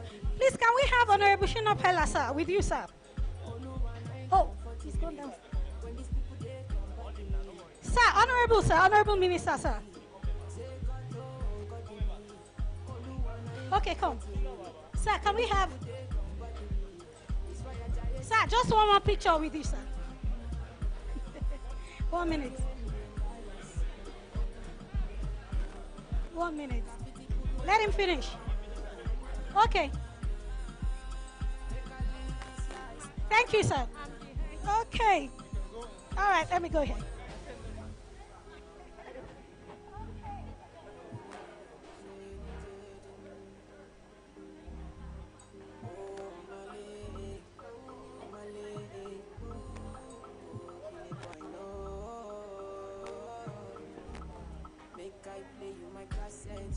Anything you sell is a market, you try to they look from my aspect, you they loud them at the handset, you me I know fi drag the shine, all the one I be my country down, me I know they try to connect the light, I just want Charlie boy day, me Charlie boy day, man I thank God I got the lead, say God no one got the lead, all the one I ain't comforting me, when these people they come body me, man I thank God I got the lead.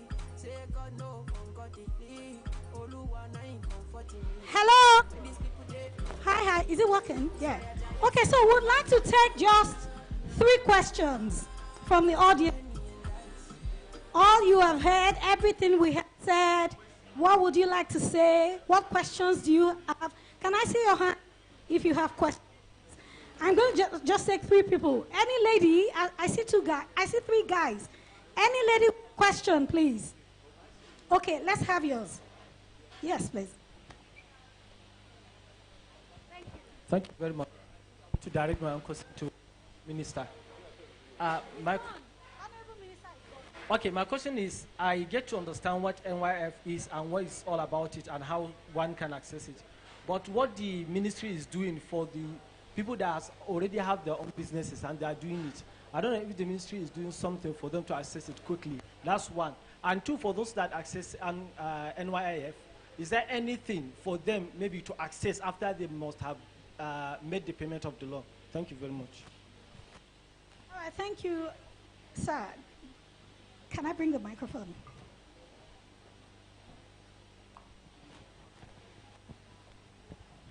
The NYIF loan, it's a 5% loan with a 1-year moratorium, single digit.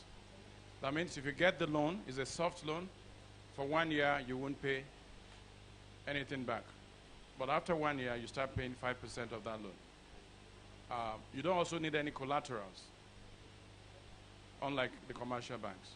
It is also for those that are just starting, self-starters. You don't have to really have a registered business before you can get that loan. So for those that are just starting, for those that have established business, the difference will be, however, in the evaluation process. If you already have an established business, your chances of getting 2 million, 3 million, 5 million is higher because you have evidence that you have the business, the turnover, and all of that. If you are just starting your business, just an idea on paper, the government will still be willing to invest. Based on the evaluation and how brilliant your idea is, you can get 1 million, 1.5. So it's a question of the ideas you put in your application and what happens. So it's both. Have I answered your question?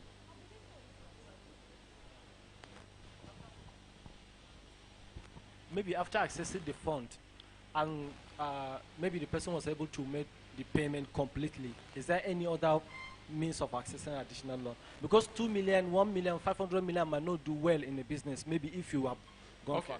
Maybe when we finish the, you know, if you're lucky to get, you have that first 3 million.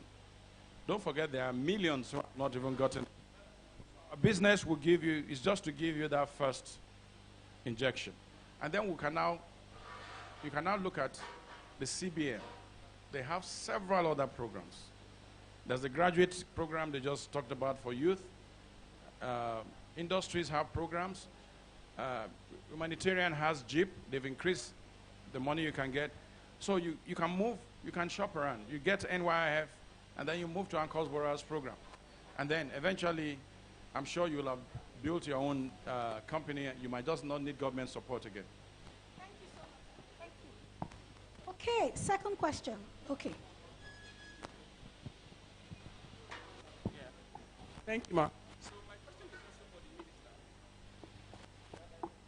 Yeah, so my name is Shego.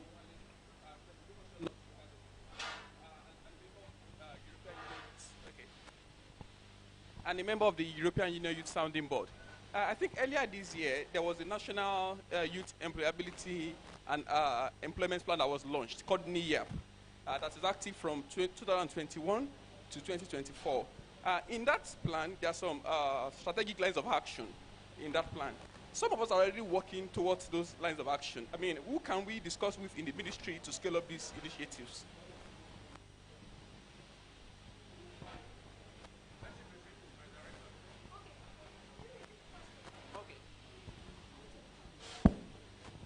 Hello. Okay, sir. Okay. Okay. Yeah. So thank you again. My name is Shego Ogunwale from Ogumosho North Local Government and a member of the European Union Youth Sounding Board that was just inaugurated, 2 months ago. So my question is this. Earlier this year, the ministry launched a National Youth Employment Action Plan called NYConfab. I think in collaboration with International Labour Organization, ILO. And in that plan, there are different components and strategic lines of action, for each of those components. Some of us are already working on those strategic lines of action, and these things can be scaled up. So I want to ask that which agency or unit of the ministry is responsible for implementation of that action plan?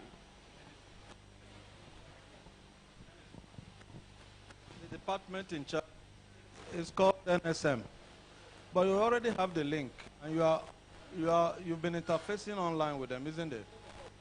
Okay. NSM. Thank you, sir. Thank you so much. This will be the last question. And it has to you have to address it towards our panelists based on what we already discussed. Is your question to them? Okay, thank you. That will be the last question after yours. Yeah. Thank you. My name is David Adejumo. And my question goes this way. Now, how can we prevent young innovators from being hijacked foreign companies and foreign countries? Because sometime last year or last month, there was a story of a boy that designed a drone, and no one paid attention to him within Nigeria. No private investor who maybe just give him a chance to pitch his idea. But the company in Finland called the guy and employed him immediately. And then the guy is in Finland, and I think that is a brain drain for Nigeria, and Nigeria has lost that young innovator. So how can we prevent that from happening? How can the government and private sector prevent that and attract our young innovators? How can that happen? Okay, you see, as an individual, right, you're building your business first for yourself, right? You're building your business for your family. Then you're building your business for society, right? If you've come up with an idea, one of the things I tell people is you need to first eat. The man that comes up with ideas out of hunger, many times those ideas have question marks. You need to first eat. If you've come up with an idea and you're looking for support, and you've done your best and pitched and tried to get the right kind of people to get that idea off the ground, and you can't find it locally. If you find it outside the country, all well and good. But the most important thing is, like I tell people, I said at the end of the day, you must remember where you came from and find ways to make sure that one other person in Nigeria will not go through your own situation. If you had the opportunity and you found yourself like the guy that found himself now in Finland, somebody else has built another drone, maybe in Delta State or in Sokoto State, and he's also in a similar situation. That guy in Finland should do his best to make sure that person in Sokoto will not go through the same situation. That's my own advice. But that, because you want to, for instance, you're saying, what should the government do to gauge the person? Is it that you want to create a cage, that the person will not go out to go and make his living? I'm up for, if we showcase our own, showcase our own. If we do our best our own, do our best our own. But once the person succeeds, find ways to get it back, to make sure that other people in Nigeria and society find a way, and I'm doing that right now.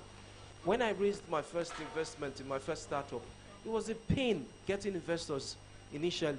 But I've gone on to do the first and the second and third. Now I'm in a position where I'm now investing in ideas with people here so that those ideas can be amplified. But I needed to get monies from outside to get my own running before I could find myself in a position where I can invest in ideas here. So that's my own advice to any individual. Most important thing, get the money to make sure your ideas succeed. Thank you. So good. The very last question for the day. Young man. Well, the women are not raising their hands. I don't know what's happening. Oh, yeah, come, please, please. I'm going to take you as the last question. We'll make it very brief. In 1 second, please. My question was actually supposed to be directed to the minister, but I'm hoping that since this is still a platform, it can hopefully get to him. Now, initially he was asking why many people do not take advantage of the various schemes and initiatives by the government for the youth. But then democracy does not function when there's a disconnect, when there's a distrust between the masses and the government. For instance, recently a work experience program was launched by this same Ministry of Youth and Sports Development. I don't even know how many people are aware. But the program was supposed to last for 3 months, August through October. I want to tell you confidently that this program has ended without one person being paid from the scheme. And these people were supposed to have been paid monthly because people were dispatched and placed at various places and locations where they had to travel. So imagine an NYC person who was posted from here to another location to go and serve for 3 months, and these people have not been paid. NPower is also another scheme. I just confirmed from somebody that they are owing some people for about 4 months. So basically, people cannot rush these things because there is a distrust already. People have enrolled in other initiatives and schemes, and it's like a sham. It's a disaster. So I was hoping he would tell us, he would encourage us or assure us that some of the contributions we're even making here can even hold water. Because the ones we have seen so far just feels like we are just talking. So if they are telling us they are going to do this, we have seen the ones you have done. Where is the fruit? It's like nobody is listening. So I was just hoping I would get his response for this, but hopefully it might still get to him. Thank you very much. It definitely will get to him. I believe so. Thank you. Last question. Sir, do you want to react? 1 minute, please. Just 1 minute. Thank you. I would have liked the minister would probably hopefully come back before we finish so he can respond to the web comments you made. However, I would like to push back a bit and say we can't become victims of a single narrative. So you just put out a single narrative. So because let us even assume web did not work or there's a problem with web or whatever it is. So that means because of that distrust, you should ignore other opportunities. Well, NYF, if I listened or heard the minister correctly today, already has about 5,000 beneficiaries. Sorry? 6,000 beneficiaries who have been disbursed to, who have names, numbers, they printed them out even on their website. So let's always try to bring balance. Don't always use your own personal understanding of something to say, you know, to make take a generalistic position. But you might have a valid point. Thank you, sir. All right. And our last question for today. So I'm glad that I shouted out. Otherwise, the women would not have had a voice. So sometimes you have to do that. But my question and advice, you know, was for us to be able to promote youth. We need to make sure that as they're coming up with these innovations, they are protected. He mentioned that there's a risk for them to move to other places. I will tell you that when I started, I submitted something to a government agency in the FCT, and they brought their person, and they, you know, gave the person the contract, and within a month, the thing wasn't working anymore. Someone called me, were you the one? And I said, no, they didn't call me back. So we need to also make sure that there's integrity, so that when young people are providing these opportunities, these new innovations, they are protected. So it's not necessarily putting a cage on it, but how do we make sure that they also are empowered? So do we have a database of young-run SMEs or MSMEs that can get priority when it comes to government contracts? Is there a list at the ministry where we can now start to take all of these youth-driven, owned and youth run and operated companies and give them priority over some of even the bigger ones, because they have innovations that are just as good. And you find that it's the opportunities that they got in the corporate sector that have helped them to scale. Now government is chasing them. So let's see how government can also take them into consideration, because they may not have the track record that some of the bigger companies have. So, thank you so much. So good, so good. So with that, we have come to the end of this amazing session. That's mine. It's been an amazing one. I hope the video is made available to the public, right? So we can glean from it time and again. Thank you so much for spending your evening with us. Enjoy the rest of your day. Thank you to my panelists.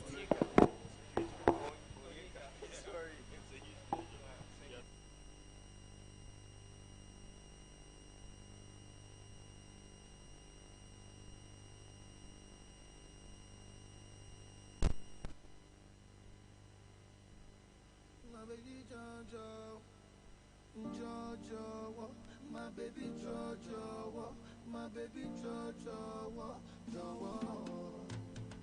One time did it was about the 2 person we on you. Another one to try to sit tight and over me. I know if you tire for you, what I like, say I know do. Suddenly man I calm down, man down for